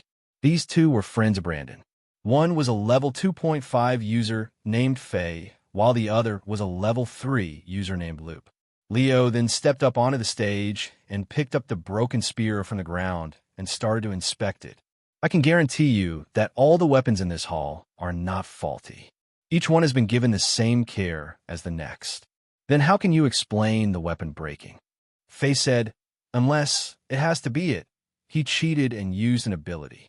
As soon as acquisitions were made, the crowd started mumbling to each other. They could see Quinn's power level, but not many knew about Quinn having no ability. Perhaps he had an ability that simply enhanced his strength, the students thought. "Settle down, everyone. I can guarantee that no abilities were used," Leo said. "How can you be so sure?" Faye argued. Then an unexpected person had chimed in and interrupted their conversation. "You fool! Will you stop being so disrespectful to the teacher?" Aaron said, "Do you not know who he is? Perhaps if I told you his war name you would know. This man is General Leo, or known as the Blind Swordsman." The chatting between the students had gotten even louder. The name Blind Swordsman was known well between common folk. He had helped out a great deal when fighting against the Dalki. "He's blind," Loop said, unsure whether it was true or not. Doesn't that mean he definitely couldn't tell if the person used an ability or not? In that instant, Leo threw a piece of the broken spear in the direction of Loop. The spear just missed Loop and had hit the back wall. Loop then started to feel a sharp, stinging pain on his cheek. As he touched his cheek, he noticed a scratch mark. "I can see and hear very well, better than most of you. My ability allows me to see the aura of people, and when people start to use their ability, their auras change depending on what ability they're using. And I'm telling you now, Quinn didn't use a single ability." With that, the students startled to settle down a bit. It was a memorable first day for all the students in the weapon club. So much had happened. But the class was finally over, and it was time for them to head home. Leo, however, couldn't stop thinking about the student known as Quinn. He inspected the spear again and found nothing out of the ordinary. However, what Leo didn't reveal was from the very beginning when Quinn had stepped into the room. He could see his aura was slightly different from everyone else's. It wasn't the same as when someone used an ability, though. It reminded him of an aura of that of the beasts or the Dalki had, one that wasn't human. "Pull up the file on Quinn Talen for me." "File found," Leo's watch replied. "Ability? No ability. Power level 1. The watch said again. Just where you hiding, Quinn?" Once the class had ended, Quinn had to give back the gauntlets and leave them in the weapons hall. After all, they didn't belong to him and was only there for the purpose of him getting used to using a weapon. Once Quinn went on his first portal outing, then he would be able to hunt for a suitable beast to make a weapon of his own. At that time, he would also be allowed to borrow the equipment. As Quinn was heading back to his dorm room, he decided to first put his stat point into something. So he opened up his status screen to see if there were any changes. HP 20 of 20. Strength 12. Agility 12. Stamina 12. All stats are currently halved due to being hit by the direct sunlight. The system seemed to be consistent with the last time he had leveled up. Although there was no evolution process this time, he still gained 5 points of HP and 1 stat point. There was one thing that bothered Quinn, and it was the fact that his stat points were halved in sunlight. There would come a time where Quinn would need to be at full strength, even in the sun. When reading about vampires in novels, he was thankful that he was able to be in the sun at all, as some of them burnt to a crisp in an instant. Quinn decided to stick with his plan and add the stat point to agility. As long as he could hit his opponents without being hit back, he couldn't see himself losing, and worst case, if he couldn't hurt his opponent, he could always run away. It was also handy if he planned to use the clawed gauntlets as his choice of weapon. He would need to be fast to get in close and use hand-to-hand combat skills. Agility 13. The next thing Quinn wanted to check out was the new skill he had obtained from leveling up. Skill, Blood Bank LV.1. The skill Blood Bank will allow you to store up to 100 milliliters of blood in your reserve. The blood bank will automatically be used to heal the user if HP drops below 5. Every 10 milliliters of blood will be used to restore 5 HP of the user. User may also use the blood bank to consume blood at any time for his own personal pleasure. Quinn looked at the skill in disbelief. It seemed like the skill was too good to be true. Essentially, the blood bank acted as a second life for Quinn.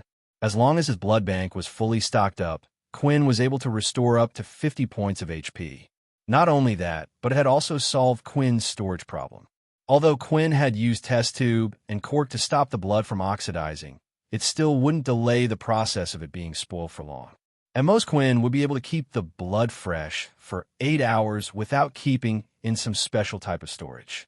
Sure, he had Layla he could rely on, but Layla wouldn't always be by his side. Quinn then took out the test tube of Layla's blood and used his inspect skill. It seemed like the blood was still fine to be used for now. Skill Blood Bank. The blood then started to shine bright in Quinn's hand and suddenly vanished from the test tube. Blood Bank 10 out of 100. Your hunger grows. Quinn has happy that the blood bank skill was convenient, and finally, after waiting for a while, he had received a message he had seen once before. Last time he had seen the message about his hunger the next day, the system told him he needed to consume blood, otherwise his HP would drop. With his blood bank skill, though, he wouldn't have to worry about it as long as he kept it topped up. After checking out all the information, Quinn had finally arrived back at his dorm room to see Peter and Vorden a little roughed up. "Wow, what happened to you two?" Quinn asked. "Was it the second years again?" No need to worry. This was just during our combat classes. The teacher made us do a sparring session on our first day." "Were there any problems?" "Not really. I was humiliated and lost my fight, of course. I still can't control my ability well enough. I think I was too nervous. When I brought out the stick of mud on my back, the other students started laughing, and I got distracted," Peter explained. But Vorden, on the other hand, was so cool, he told those kids to shut up and asked them to fight him next. Then, with the same ability as mine, he managed to defeat a level 3 user. "Oh, shut up," Vorden said as he punched Peter on the shoulder. "You're embarrassing me. But it's true. You were so cool back then." The three of them continued to share stories about what had happened in their combat classes. Quinn had even talked about his victory against Brandon. At first, they were surprised, but when Quinn explained that the use of abilities was banned, they understood. The three of them were exhausted from their first day of combat classes and decided to get some rest. The next day, when Quinn woke up, he was greeted with another message. Daily quest complete 5 EXP has been rewarded. 25 of 400 EXP. Your hunger grows. Your HP will now drop by 1 HP every hour until human blood has been consumed. The message had appeared roughly 2 days after he had last consumed blood, meaning this was the time frame before he would need to consume blood again. Skill Blood Bank. 10 milliliter of blood will be consumed. Would you like to proceed? Yes. After selecting the yes option, a sweet fragrance entered his mouth. The hole he could feel in his stomach had disappeared, and once again he was satisfied and back to normal. Now all he needed to do was meet up with Layla and fill up his blood bank to the max. For the next week, combat class was a normal requirement for students. This would be the case until the teachers were satisfied to take the students on their first outing through the portals to hunt beasts. After the students picked their weapons from a wall, once again Leo stood at the front to give the students further instructions. Today's lesson will be sparring once again, but this time you will pick your own opponents. You will fight with them for a minute each before switching to the next opponent. On the battlefield, there will be all types of different opponents that use different weapons and abilities. It is important for you to get used to as many of these as possible. The students then immediately got into pairings, and Layla had run up to Quinn as soon as possible. "Don't worry, Quinn. I'll let you in the first one," she said with a wink. But just then, Leo had walked toward the two of them. "I'm sorry about this, young lady, but I'm going to have to ask you to sit out of this one," Leo said. Layla then took a step back. Leo then pulled out his katana blade and pointed it at Quinn. "Show me what you got, boy, and don't hold back." Without Quinn realizing it himself, the rest of the students weren't really paying attention to their own matches. They were all looking towards Leo and Quinn. They wanted to see how the so-called blind swordsman fought. But in the room, 3 people in particular were paying attention to Quinn. "Look at him. He cheats in my match, and now he's getting special treatment," Brandon complained. "Didn't Leo say he didn't use any ability?" Loop asked. "Don't be a fool, of course he did. He managed to break a beast weapon. Have you ever heard of that?" Brandon complained. "Maybe if he had a higher tier weapon, but all the weapons in this room are of the same tier." "Yeah, I agree." Faye added. "The weakling must have never won a fight in his life before, and then when he saw the opportunity, he just had to do it." Before the sparring match started, Quinn decided to use his inspect skill, but for the first time ever, not a single bit of information had come up. Does this mean he's too powerful? Maybe when the skill levels up I might be able to see something? Quinn thought. Just then, though, a new message from the system has appeared. A strong opponent has appeared. Defeat the opponent for an instant level up reward.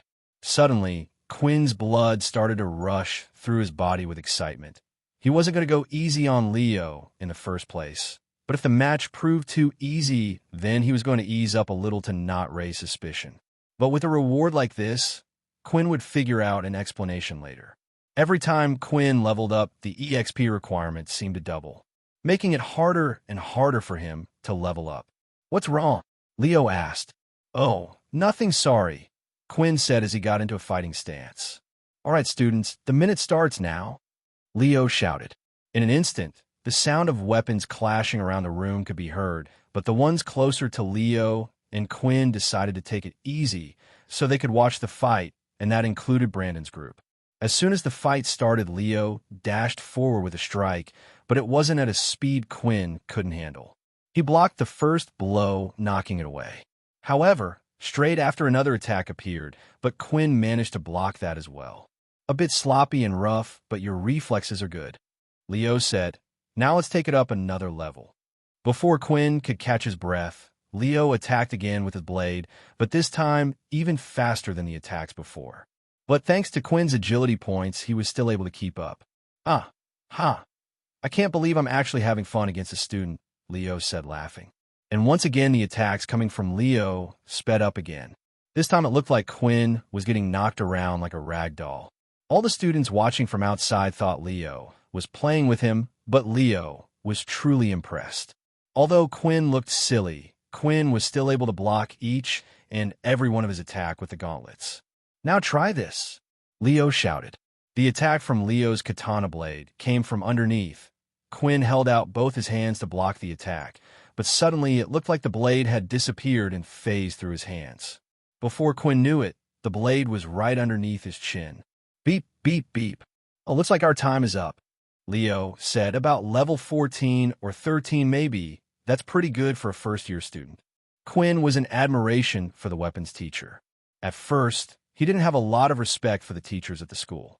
They would usually just dominate over the students and tell them to toughen up and get stronger, but Quinn felt like Leo was different. Quinn could now tell that Leo was able to beat him in a fight anytime he wanted. Leo was just testing him to see how strong he was. What Quinn also learned during that fight was just getting stronger and faster wasn't good enough. He needed to learn how to fight properly. "Please, would you be able to teach me how to fight?" Quinn asked as he bowed down. "Unfortunately, the weapon you have chosen, I do not specialize in myself. Although I do think it suits your fighting style, it seems like you have had some experience in hand-to-hand combat," Leo explained.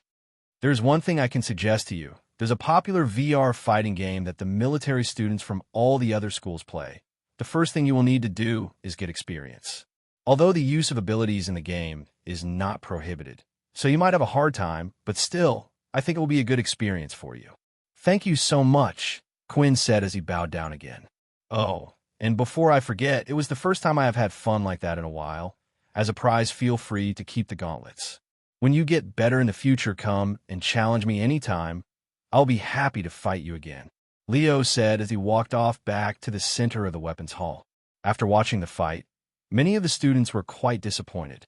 After seeing Quinn fight well against Brandon, they were hoping he would be able to do something against Leo, but to them, all it looked like was Leo toying with Quinn and throwing him around like a rag doll. Brandon then had come up with a brilliant idea and started to whisper into his friend's Faye's ear. "All right, students, it is time to get into your next pairing," Leo shouted. Just then, before Layla could get up and ask Quinn for a match, Brandon had gotten up in front of her. "Do you mind if us two have a round?" Brandon asked. Layla kissed at her teeth and scorned, but she didn't exactly have a good reason to say no. After all, it would only be a minute. Then another student, Brandon's friend Faye, had gone and approached Quinn. "Please, I would like to be your next opponent," Faye asked as he drew out his two short swords. "I don't see why not," Quinn said. Quinn didn't mind too much. So far, every new opponent he faced, as long as he defeated them, would grant him 50 EXP, and this was the best chance he had right now, in the weapons hall where people weren't allowed to use their abilities. "And please begin," Leo shouted. Faye seemed to have some experience using the dual swords. His flow was natural, and he was able to follow his attacks up well from one to the next, but after fighting with Leo, the attacks just seemed slow. Quinn was able to see the path of each strike. But just like Leo had said, the most important thing for Quinn was the experience. So rather than relying on his supernatural strength and end the fight in an instant, Quinn decided he wanted to fight a little longer. Meanwhile, in Layla and Brandon's match, Brandon didn't seem to be doing much at all. He didn't charge in and he didn't attack. All he did was avoid Layla's arrows. It was as if his mind was focused on something else. That's when a noise was heard. Faye was charging in at Quinn and did some sort of little battle cry. That was the signal for Brandon to act. Brandon then lifted his hand and at the right time cast his wind blast right behind Quinn's back. Quinn saw Faye's blades and was ready to block, but that's when he felt a strong force push him from behind. It knocked him off balance, and at the same time, Faye's blades went right into Quinn's stomach. 10/20 HP. "You bother," Quinn groaned. For a brief moment, Quinn had forgotten about a world with abilities. A world where people didn't try to get up on one another, just for the sake of what? Pride. He looked down and could see the two blades stuck in his stomach, blood dripping off the blade. Faye had let go of the blades and took a step back, with his mouth wide open, acting like everything that had happened was an accident. But Quinn wasn't buying it, and he had a good idea what had just happened. As he looked around, he managed to catch a smile on Brandon's face. Quinn then grabbed the hill half of the two blades, and using his strength, snapped the ends off.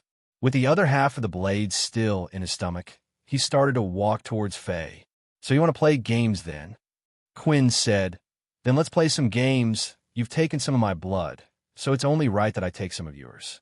As Faye heard these words, he couldn't help but move back away from Quinn. Something was different, the look in his eyes. "Why is my body shaking?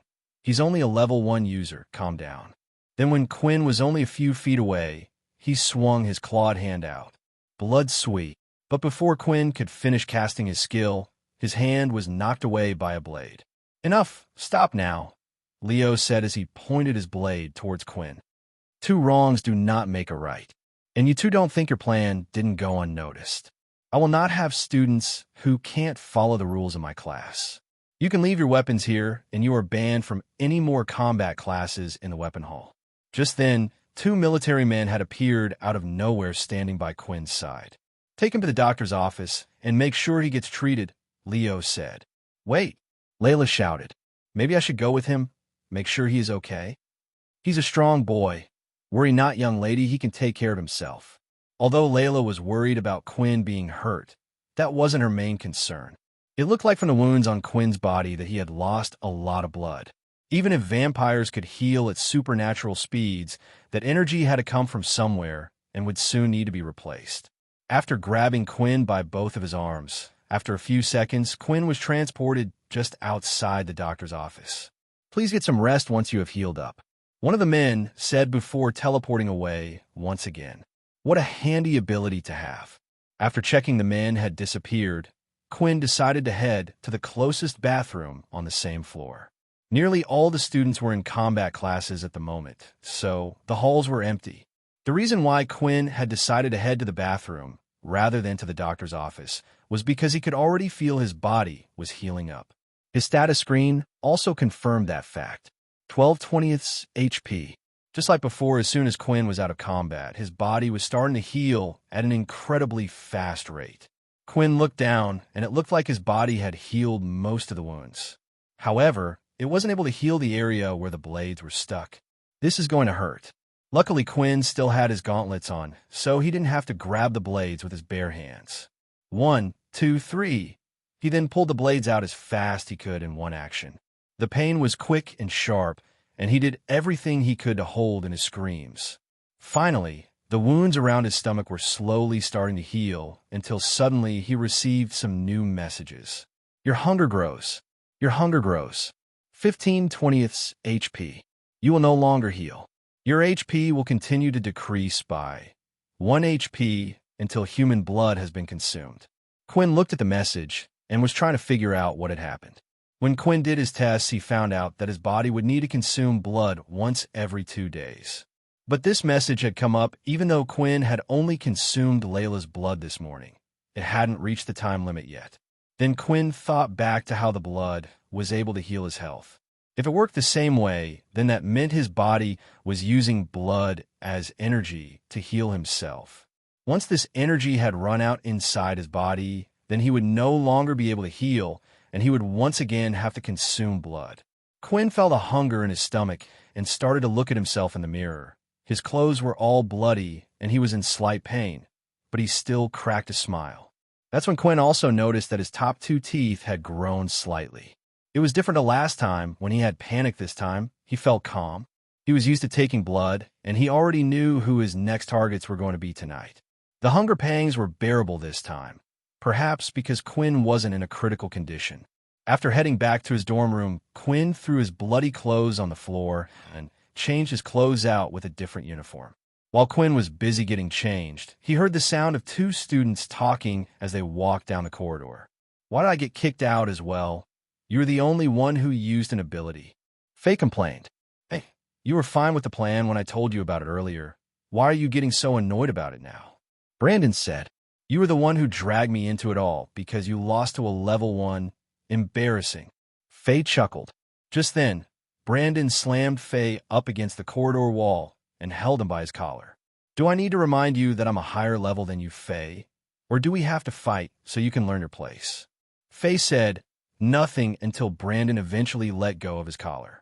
That's when Faye decided to walk off in the opposite direction away from the dorm rooms. I thought we were friends, Brandon, not just some lackey you control, 'cause I'm a lower level than you. Then as Brandon entered his dorm room, he slammed the door behind him. Oh, a lover's quarrel, huh? Excellent, Quinn said as he grabbed his bag and headed out to follow Faye. The combat classes had finished and the sun was starting to set. With that, a rush of students was now heading back to their dorm rooms, and that included Peter and Vorten. As the 2 of them entered the room, Vorten's eyes widened as he spotted something. What is that, Quinn's clothes? Peter said as he lifted them off the ground. They're covered in blood. Did he get hurt during training? Vorten's whole body was shaking as he saw the blood. What happened to him? Vorten thought. Did the second years target him too? Or did something happen in training? I told you we should have kept an eye on him.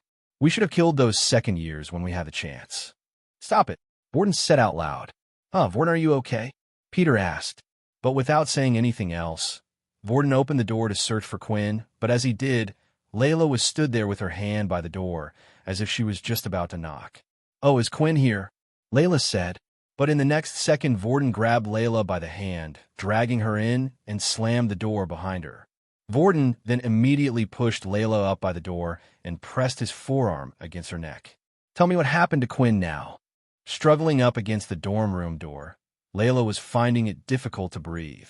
Vorten was applying an incredible amount of force with his forearm against her neck, and his face was only a few inches away. What the hell's wrong with you? Layla managed to groan out. Hey, Vorten, I think you're hurting her, Peter said quietly. Vorten suddenly started pressing against her throat even harder, Layla was struggling with all her might to get air, and if she didn't do anything soon, she was worried she might pass out. The little one didn't like you, and the other one told me not to get involved, but in the end, I'm always the one that has to deal with things, Vorden said. Layla's face started to turn a bright red. The veins on her neck were popping, threatening to explode as she struggled to breathe. Hey, seriously, Vorden, you're going too far. Peter shouted. Shut up. Vorden shouted as he turned to look at Peter. My name is not Vorden either. That's when Layla saw her opportunity. The grip around her neck loosened a little as Vorden was distracted. She reached down into her quiver that was attached to her waist and pulled out one of her arrows, then proceeded to stab the arrow into the top part of Vorden's thigh. Arg! Vorden cried as he flinched at let go of Layla. Layla then quickly pulled out another arrow with her telekinesis ability and hovered it right in front of Vorden's face. Don't you dare move, you psycho, said Layla. I swear if you do, I will not hesitate to shove this arrow right in your head. Peter started to panic at the situation that was happening in front of him. There was no way he could jump in the middle of these two. He was too scared of getting hurt himself. I don't even know why Quinn asked me to look out for you. If you ask me, he's better off without someone like you. Wait, Quinn really said that, Vorden said in a gentle tone. Look, I'm sorry about what just happened, but I just want to know what happened to Quinn. As Vorden said these words, his eyebrows were slightly twitching. His personality had taken a complete 180 turn, and Layla didn't want to make of it. For some reason, something was telling her that this boy was dangerous, and if she could, she would have nothing to do with him. But right now, she needed to find Quinn, who knew if he was going on another rampage right now. She was the only one that knew Quinn's secret, and Quinn needed her. It was just an accident at the combat classes today, said Layla. He wasn't at the medical bay, so I thought he was in his room, but it looks like he already left. I wouldn't worry about it. Layla then recalled her arrow back into her quiver and walked out of the room in a rush. Then as soon as she left, Vorden lifted the arrow out of his leg with the copied telekinesis ability and threw the arrow to one side. Hey, are you all right, man? You kind of acting a little strange there? Peter asked. Yeah, I'm fine, Vorden said. She's lying to you. Did you see how she rushed off like that something's up? Let's follow her, or we could try asking the other students who were in the same combat classes as Quinn. They might be able to tell us who did this to him. Oh, payback, I like it. And then on the way back, maybe that pretty girl can get into an accident. No, I told you she's just Quinn's friend. Can't you see she's just as worried about Quinn as we are? She's a good person. Well, I don't like her. I agree. We should get rid of her. Vorden, are you okay? Peter asked again. You've been standing there looking at the floor for a while now. Huh? Oh yeah, I just need to head off to the doctor's office, get this wound checked out on my leg. I'll be back when I can, Vorden said as he left the room and headed outside. Quinn had been following Faye from a safe distance for a while now, but it didn't look like he was heading out of the school, and time was running out. 12/20 HP. If he lost any more health, he would have to go search for Layla and find his target another time. However, Quinn felt like he would never have an opportunity as good as this one again. Very rarely was there a time when people would be on their own, and especially one that Quinn had a grudge against. That's when Faye started to head up the stairs and eventually went up to the school roof door. After reaching the closed door, Quinn quickly moved and opened the door ever so slightly and started to peek through. Quinn glances around the rooftop, feeling happy for his luck. Faye was the only person he could see up there. Lady Luck is on my side today. Quinn then took the mask out from his bag and put it on his face. Before he moved onto the rooftop, he used a rag of ripped cloth from his old uniform and wrapped it around his watch to hide his power level. There weren't many other level 1 users who used gauntlets in the whole school. If Faye was to see his power level on his wristwatch, it would be a dead giveaway. As soon as Quinn would open the door, he knew the metal creaking sound would notify Faye that someone else was here. He needed to do everything as quick as possible. Ready and go. Quinn then pushed open the door and ran over to where Faye was in an instant. And as soon as Faye turned around, he could see was red bloodlines in the shape of a claw coming out from a mysterious masked man. What the? Faye was too slow to react, and all he could do was lift his hand, but the blow was extremely powerful. When the red lines touched his skin, it immediately caused blood to be drawn. It felt like 5 sharp knives were cutting him at the same time. Not only that, but the force was so strong it managed to throw Faye into the air. With his 12 strength and extra 3 from the gauntlets, Quinn now had a total of 15 strength, and then the gauntlets also increased his attack power by 5%, making the attack far stronger than Quinn had predicted. Faye continued to fly into the air until his body had hit the back of the gated fence. He then collapsed on the floor and passed out. 11/20 HP. Faye didn't even have the chance to use his ability to fight back. It was over in an instant. Blood started to drip from his arms and began to create a small puddle of blood, and before Quinn realized that his teeth had grown into fangs. He slowly walked over to Faye and could feel his heart beating faster. The sweet fragrances were getting stronger, but Quinn didn't care about the blood that was on the floor. He was more interested in the single vein that he could see pulsating through Faye's neck. Quinn then lifted Faye slightly off the ground and, without even thinking about it, sunk his fangs into Faye's neck. Quinn continued to drink Faye's blood until multiple notifications had appeared. 2020 HP. Blood bank has been filled 100 milliliters. A+ blood type has been consumed. +1 strength stat. 50 EXP has been awarded. As Quinn was enjoying the last few drops of blood, when the sudden sound of the roof door being opened was heard. So why did you want to meet me on this roof again? Loop said, rubbing his head. Then when he looked up, he could see his friend covered in a pool of blood and a masked man with his teeth in his friend's neck. You monster, get off of him! Loop shouted. Inside one of the dorm rooms, Peter was waiting inside patiently for either Vorden or Quinn to come back. Usually, he would have gone off with Vorden, but the way Vorden had acted earlier had given him second thoughts. Even if Vorden was worried about Quinn, it made no sense for him to attack someone as soon as they opened the door. It was irrational, and not just that, but something stuck out to him at the time. The fact that Vorden said that Vorden wasn't his name. Peter wasn't exactly sure what he had meant by that. While Peter was busy worrying about the others, there was a sudden knock at the door. Are they back already? Peter said as he answered the door. When he opened the door, though, Peter immediately tried closing it, but a hand had come out and held the door open. Looks like he's not here, Momo said, looking around the room. It was Momo who was at the door, and behind him, he had 2 other second-year students. Peter didn't have a good feeling about this. He remembered the last time they had met and how he had given Vorden a warning. Not only that, but one of the second-year students standing behind Momo, Peter recognized as well. When Vorden was taken away to the assembly hall, one of the second-year students stood outside as a guard and wouldn't allow Peter to go past him. Well, since you're the only one here, why don't you come with us? Momo said, we have some plans, and we think you might be the perfect person to help us. Peter felt like he had no choice but to listen. Momo was a level 6 user. He was stronger than any of the current first years, and he knew if he refused, he would become a target. Before, Vorden would have been able to help him, but not against these guys. They were too strong. Back on the school rooftop, Loop had just arrived to see his friend being held by what looked like some humanoid creature. Loop and Faye had agreed to meet on the roof to discuss about what combat classes they should change to, now that he and Brandon had been kicked out. When Loop had arrived at the roof, he was surprised to see his friend lying there covered in blood. It was dark, so it was hard to see clearly, but as the creature held Faye in his arms and was biting into his neck, he could see glowing red eyes.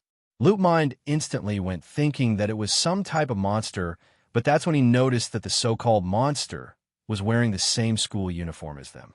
An object started to grow out of Loop's body. It was a long, thin, white piece of bone that was the same size as a small sword. He pulled it out and threw it straight at Quinn. The flying sword bone flew straight at Quinn, but he knocked it away with his hand. Almost straight after another piece of bone came at him, and behind it was Loop running right towards him. In both of Loop's hands, he held 2 white bone swords and swung them down at Quinn. However, Quinn managed to grab onto both of the bone swords, stopping them in place. When Quinn tried to use his strength to break the bone, surprisingly, nothing was happening. That was because of the difference in ability level. Loop was a level 3 ability user. The special substance he was able to create out of his body was stronger than that of a basic tier beast weapon. As the two were held in place, Quinn realized his strength was greater and started to push Loop back.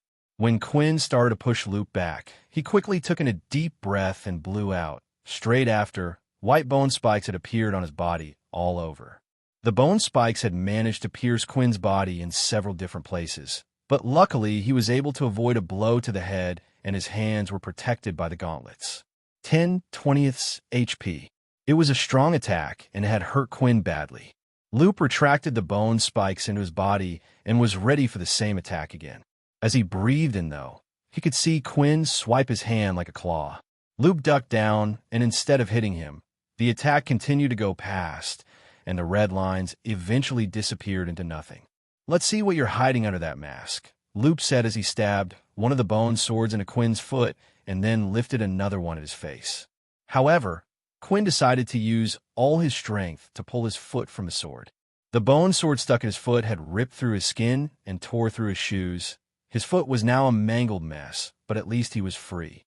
Doing his best to ignore the pain, Quinn jumped back a few feet to create distance between himself and Loop. This was bad. Not only did Loop have a strong ability, but unlike the people he had faced before, Loop was a good fighter.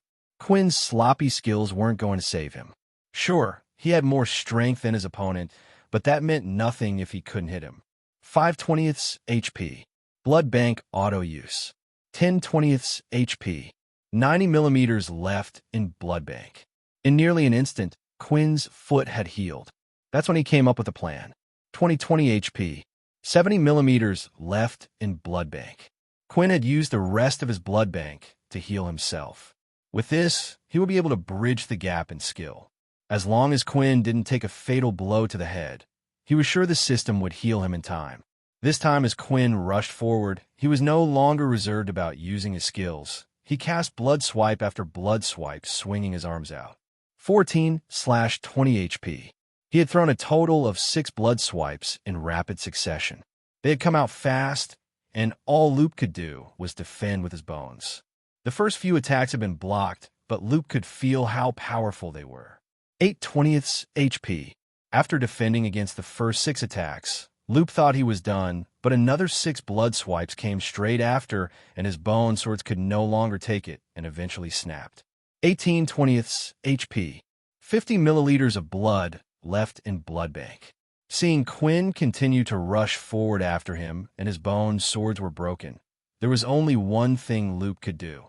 He took another deep breath, and just when Quinn was close enough, he blew out, making bone spikes appear all over his body. However, Quinn wasn't slowing down and continued to run straight into the bone spikes, piercing several parts of his body. At the same time, he threw a punch out as hard as could, sending Loop flying backwards. Then to follow it up, Quinn released another barrage of blood swipes. 5/20 HP. 10/20 HP. 40 milliliters of blood left in Blood Bank. As each of the blood swipes reached Loop's body, he stood his ground, reinforcing his body with bones, but not long after he could no longer take any more punishment and collapsed to the ground. Opponent has been defeated. 50 EXP has been received. 130 out of 400. The fight was a lot tougher than Quinn had thought. The only reason why he was able to be as reckless as he was because of his Blood Bank. Quinn hated to think about how he would have fought if he didn't have the skill. Quinn then looked back at Faye, who was on the ground. It seemed like after being bitten by him, his targets would stay asleep for some time, which was a good thing, but now it was time for him to feast on a new person. Quinn walked over to Loop's body and cast his Inspect skill. Brandon Richardson. Ability, Bone Manipulation. HP 125. Blood type O. Finally, Quinn was going to find out what use Blood type O had for him. As Quinn looked at Loop's body on the ground, he noticed something strange.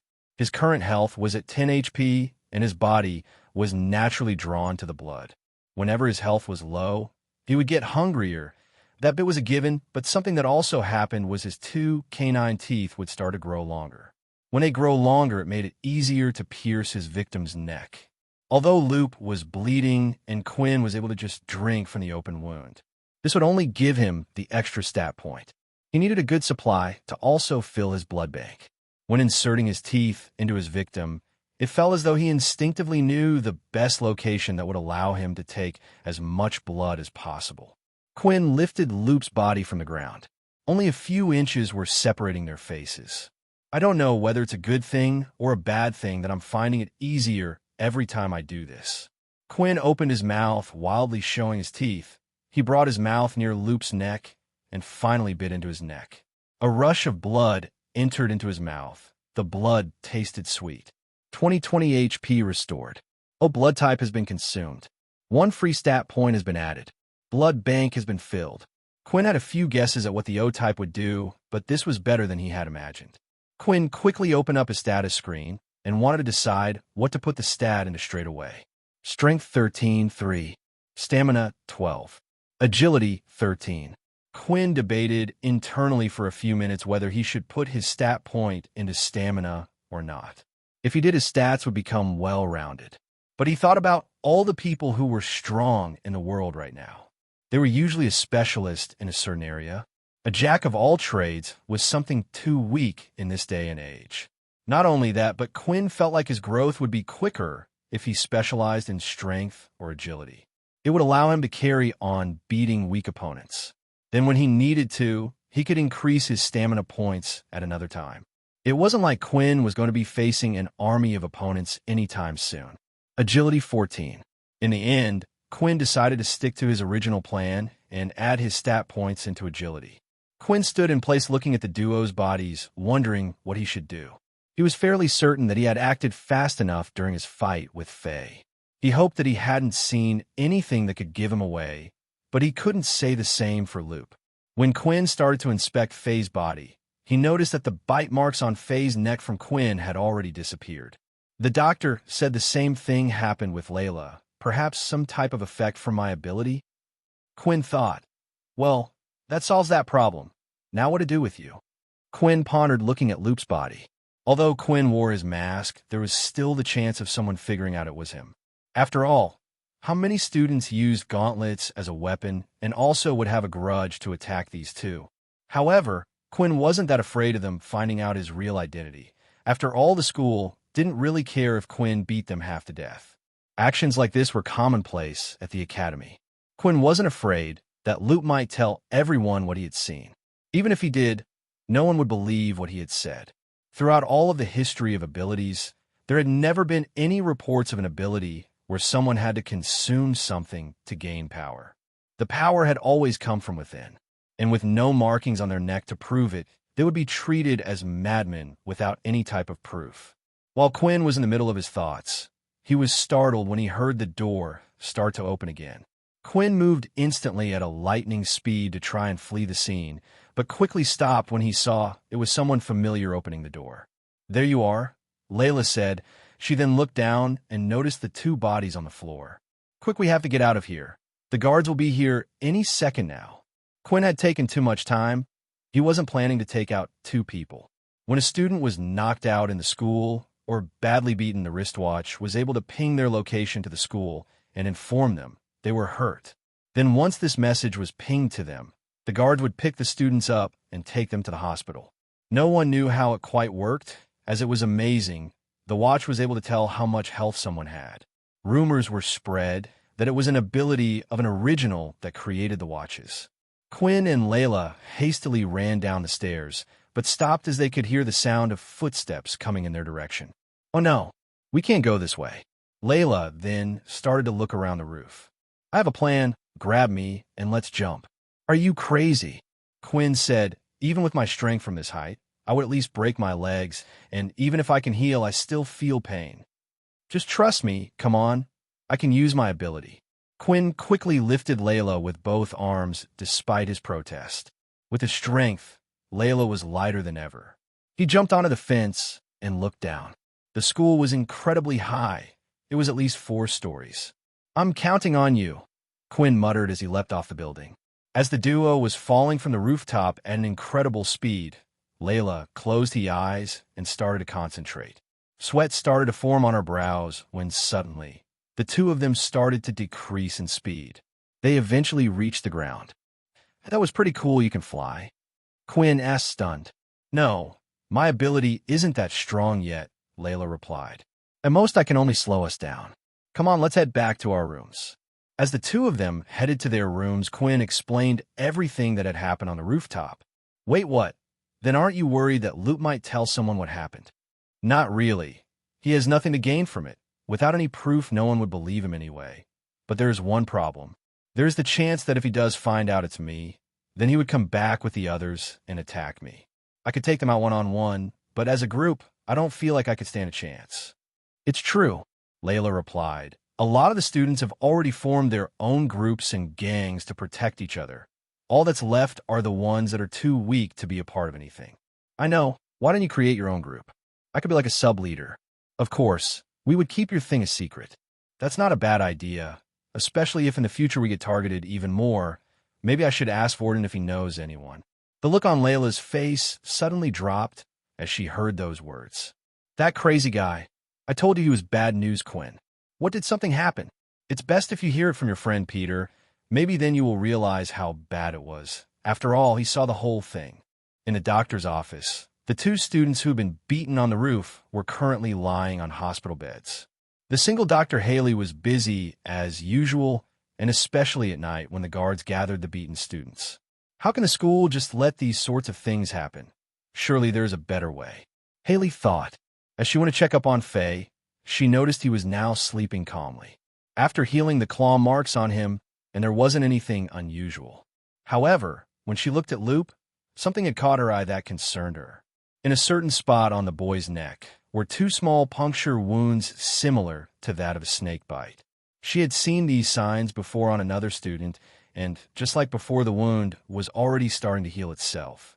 Haley then tapped her watch and waited a few moments for it to connect. Hey, General, I believe there might be a stray beast roaming around the school. What? That's impossible. We have seen no signs indicating the presence of one. The voice on the watch replied. But there have been some strange signs on two students. I'm a little bit worried. Haley said, please for me, would just investigate it. Fine. Fine, whatever you want. How can I say no to my daughter? Just then, though, as Haley got over call, two military men came rushing in with another student on their backs soaked in blood. Hurry, this student is in critical condition, the guard shouted. They quickly placed the student on the bed, and Haley quickly got to work. She tried and tried to use her abilities, but it was useless. The student was already too far gone. He had died. Haley then tapped her wristwatch once again to open up a digital report log. Report confirming the time of death 9:30 p.m. A first-year student named Brandon Richardson. When Quinn had arrived back in his dorm room, he was surmised to see that neither Vorden or Peter seemed to be there. It's nearly curfew time. I wonder what they're doing out so late. It was a shame because Quinn was hoping to either ask Peter or Vorden what exactly happened between them and Layla, but with it getting late and Quinn low on energy, he decided to get some sleep ahead of the others. And as soon as his body had hit the bed, he was out in an instant. He didn't even change his clothes, and he just laid there on top of it like an old drunk man. A few moments later, and Peter was the first to arrive back in the dorm room. He slowly entered the room and didn't even acknowledge the fact that Quinn had returned. He walked slowly over to his bed and placed the quilt over his head, slightly shaking. Then soon after Vorden had arrived, he could see a bulge wrapped underneath the sheets on Peter's bed. Then Vorden noticed that Quinn was sleeping. As Vorden looked at Quinn's peaceful face, he smiled. Looks like you were fine, Vorden whispered to himself. I'm sorry. Each one of them was dealing with their own problems, yet not one of them knew of the others. With a lot on their mind, and no one to share it with, they had to sleep with their demons that night. As Quinn woke up, he was greeted with his usual morning message. Daily quest complete. Avoid direct sunlight for 8 hours. 135 of 400 EXP. Quinn was satisfied with his growth and strength. However, he couldn't say the same about his leveling speed. He was currently only level 3 and had 2 skills he could use. Unlike other abilities where they gave you the control of something, Quinn's skills were a one-action type thing. If Quinn wanted to be on an even playing field with a higher level ability, users than Quinn would need more skills. After fighting with Loop, yesterday Quinn realized he needed a few things. The first was he needed to get better at fighting. Although his skills have been fine with defeating low levels so far, he couldn't say the same when it came to opponents who knew how to fight. It was only because of Quinn's blood bank yesterday that he was able to win the fight and fight recklessly. This meant he needed to learn some hand-to-hand combat skills. The second thing was he couldn't go out fighting students every day. Yesterday was a close call, and he still didn't know if Loop knew it was him or not who attacked. If he wanted to keep this a secret, he would have to limit his activity at night, or get strong enough so he didn't have to rely on the gauntlets, which were a dead giveaway. That left him with a new goal. When checking out the system, Quinn remembered that there was a shop function that would only open at level 10. This was now Quinn's new target. He had no idea what the shop would detail, but so far the system hadn't let him down. When Vorden had woken up, he acted like his usual self, as he always had done in front of Quinn. "Did you get good sleep?" Vorden asked. "When I came in yesterday, you were completely knocked out." "Yeah, I was pretty worn out yesterday after combat classes." "I heard you got in an accident. Is everything okay?" Vorden asked. "As you can see, I have made a complete recovery. You don't need to worry about me." "Hey, seriously though, Quinn, if you're getting bullied or hurt, just tell me. I know we said not to help each other out, so the second-year students wouldn't get involved, but I can handle them, don't worry." Quinn smiled back at Vorden. He couldn't understand what Layla was so worried about. The Vorden in front of him now was the Vorden Quinn grew to like. Sure, he seemed to have his problems and lash out at times, but who didn't? Not wanting to ruin the nice atmosphere between the two of them, Quinn decided that he would ask Peter once the two of them were alone what happened. Besides, if he asked Vorden, there was the chance he would get a one-sided view of the events. As Peter woke up, Vorden greeted him too, but Peter only said very few words back. Now, even Peter was acting strangely, Quinn thought. "Is everything okay, Peter?" Quinn asked. Yeah, I'm fine," Peter replied as he got dressed into a new uniform, a little bit spaced out. The three of them then started to head to the canteen, and as they were walking through the hallways, Quinn had spotted someone who he didn't want to see first thing in the morning. It was Loop.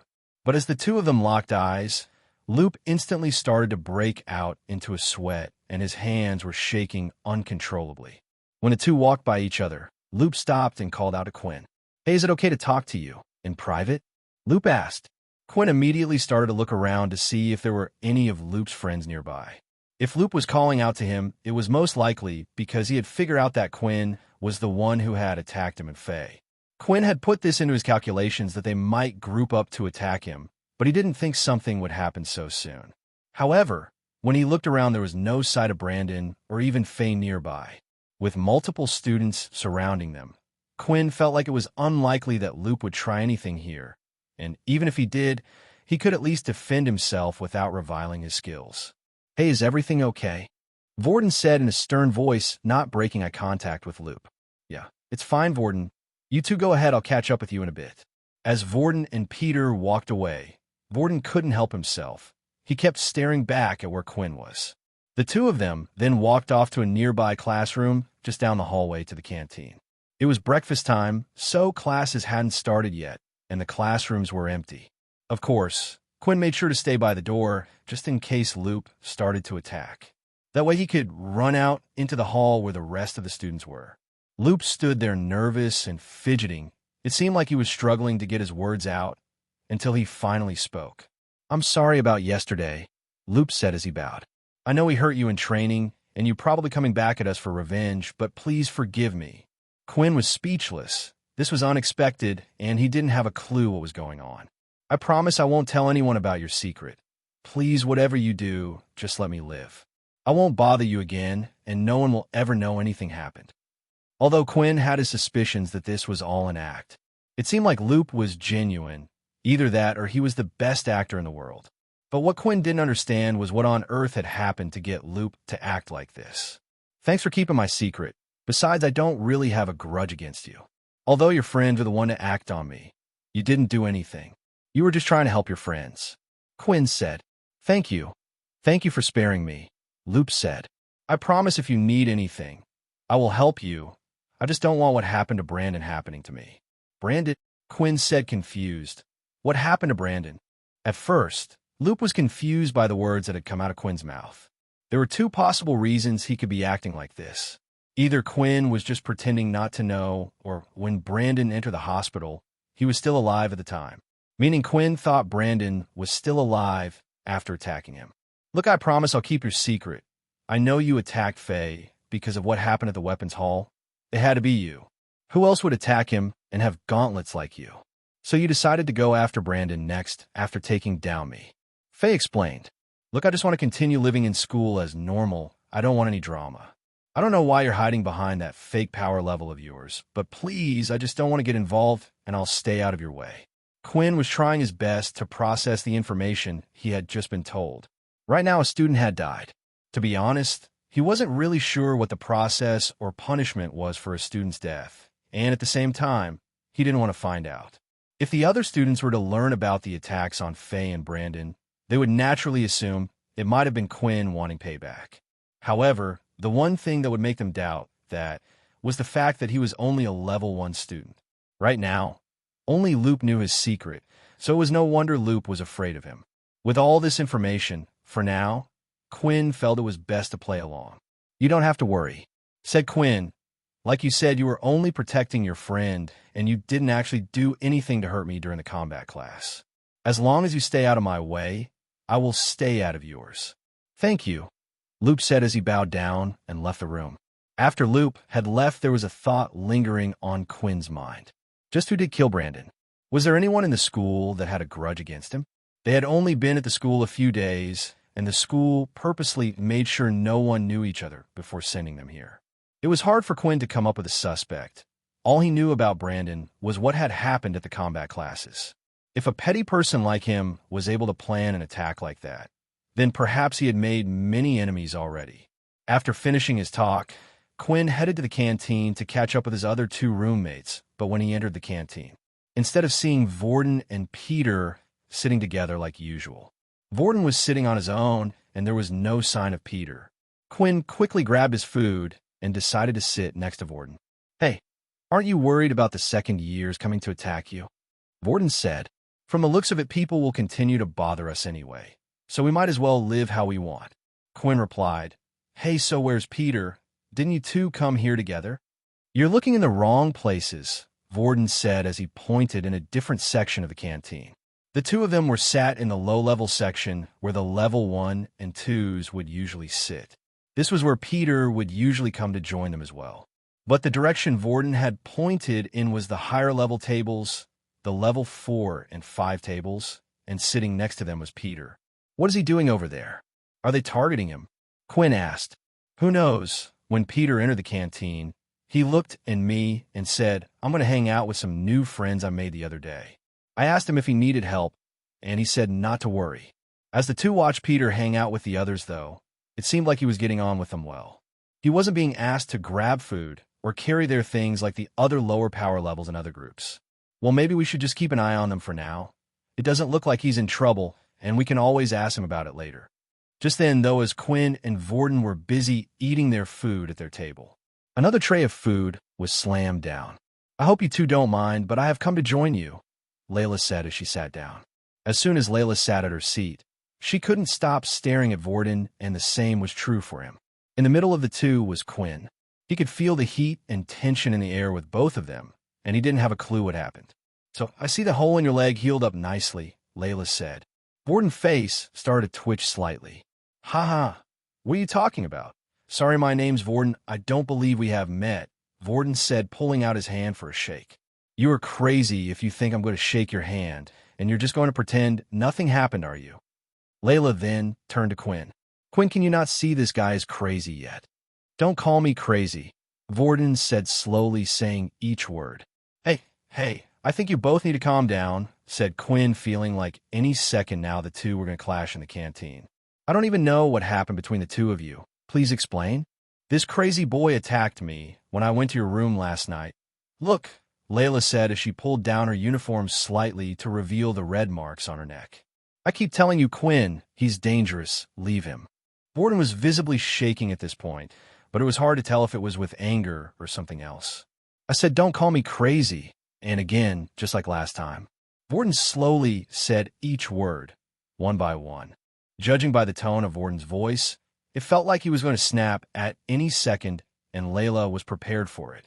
She kept her senses on high alert, ready to use her ability any second now. Even Quinn was unsure about what Vorden was about to do. Vorden, is what Layla said true? Did you attack her? Quinn asked in a soft voice, hoping to diffuse the situation. After hearing Quinn, Vorden stopped shaking and lifted his head up. I'm sorry about attacking you. When I saw Quinn's blood, I thought that maybe the attacker had come back to get revenge. I thought you might have come in to attack me, and Peter as well. Vorden explained, I don't know if you know this, but Peter is only a level 1, and even though my indicator says I'm a level 5, I have to touch people to use my abilities. When you came through the door, I had no choice but to act first. How can we even believe you? Laylas said, still annoyed by the whole thing. It was clear to her that Vorden was unstable. It was as if his mood and mind were changing all the time. Just seconds ago, she felt like Vorden was going to attack her again, and all of a sudden he's calm. Layla wasn't buying it. However, even Quinn felt like Vorden was acting strange. It seemed like Vorden was always trying to hide something. When Vorden was asked about what happened between him and the second years, and even now, with what had happened between him and Layla, I'll just leave you to be for now, Vorden said. I'm sorry about what happened. Quinn, if you need anything, just let me know. He then got out from his seat and left the two of them alone. Do you see what I mean? Layla said, the man is unstable. I understand he might have protected you a few times and he hasn't hurt you yet, but someone like him can hurt you at any time. Quinn knew what Layla was saying was right. This wasn't the first time Quinn had seen Vorden lash out, and it didn't seem like it would be the last either. But for some reason, Quinn was unafraid of Vorden like the others. All the acts of aggression that Quinn felt, it never felt like it was aimed towards him.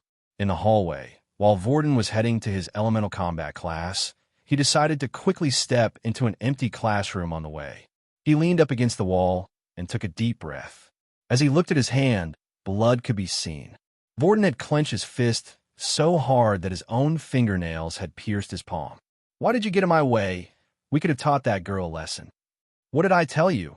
It's because of you we're in this mess in the first place. You attacked her. It's our fault to begin with. Fine, but you understand that if you keep suppressing us, the little one's anger will only build up. The more he thinks Quinn is trying to get away, the angrier he will be, and then when he takes over. There is nothing me and you can do. I won't let it get to that point. I'm sorry, Quinn, for getting you involved in this, but you're just unlucky the little one chose you. With breakfast over and done with, it was time for Layla and Quinn to head to their beast weapons class. When they entered the room, Faye, Brandon, and Loop were nowhere to be seen. Of course, Faye and Brandon were banned from the class, and Loop had decided to make a transfer to another combat class. Loop just wanted to be as far away from Quinn as possible. Leo stood at the front of the class and was prepared to give out his instructions for today's class. Now, for today's lesson, it will be individual practice. You have fought for the last couple of days with your weapon. Now you must learn how to get the hang of it, how to make it a part of you. Maybe come up with unique ideas to combine the use of your ability with the weapon. Then tomorrow you shall put today's hard work into practice. With that, everyone went into a separate space with their weapon. A few of the students sat down and started to think about how they could use their ability with their weapon. One student covered their whip in flames, making a fire whip. Another held a shield and managed to alter its shape to form spikes. While Quinn had no clue what to do. His only skill was easy to use, and there wasn't much to do with it other than swing his hand, but what Quinn wanted to do more than anything was learn how to fight. I wish there was someone who could teach me how to use these things, Quinn said as he sighed. Request of combat lesson activated. A suitable weapon is currently in use. Hand-to-hand combat LV. One will now be shown. Just then as Quinn said those words, he seemed to have activated something within the system. In front of his eyes, a video started to play. Quinn quickly looked around him to see if anyone else could see what he was seeing, but he seemed to be the only one. In the video stood a single tall, long-haired blonde man in a large empty room. On his both of hands, he wore two gauntlets similar to Quinn's, but looked a lot more powerful, and his beauty was unmatched. Something Quinn had never said about a boy before. There was one other thing that Quinn noticed, and it was his piercing red eyes. Hello, and welcome to hand-to-hand combat classes for beginners, the blonde man said in a cheery voice. I don't know how much time has passed, but if you have come across this video, that means you're one of us. And I hope that the information that is being provided isn't useless in your day and age. The appearance of the man and the man's words made Quinn think about who exactly the man was in a video and he had good reason to believe that he was a vampire. As Quinn diligently watched the blonde man in the video, he noticed several things that he read about in fantasy novels that all pointed to the tall man being a vampire. The ghastly pale skin, the beautiful looks, and finally the red eyes. Not only that, but the man in the video also stated that Quinn was one of them. If Quinn was trying to understand the meaning behind his words, the man was stating that he was a vampire. Although there was also some other strange wording the man had said as well. The fact that he didn't know how much time had passed. Did it mean the video was made a long time ago? Was the man in the video even still alive? For now, Quinn had to put all of the questions he had to the side, as there was nothing he could do to confirm it. The video continued to play, and the tall blonde man started to speak again. To whomever this video happens to be shown to, I will now demonstrate a set of skills that you should be able to perform at your level. Our kind and our abilities work best when we use a weapon that covers our hands. The man then proceeded to get into a fighting stance. I will cover 2 sets of basic moves, and it's up to you to learn them and figure out how to use them in fights.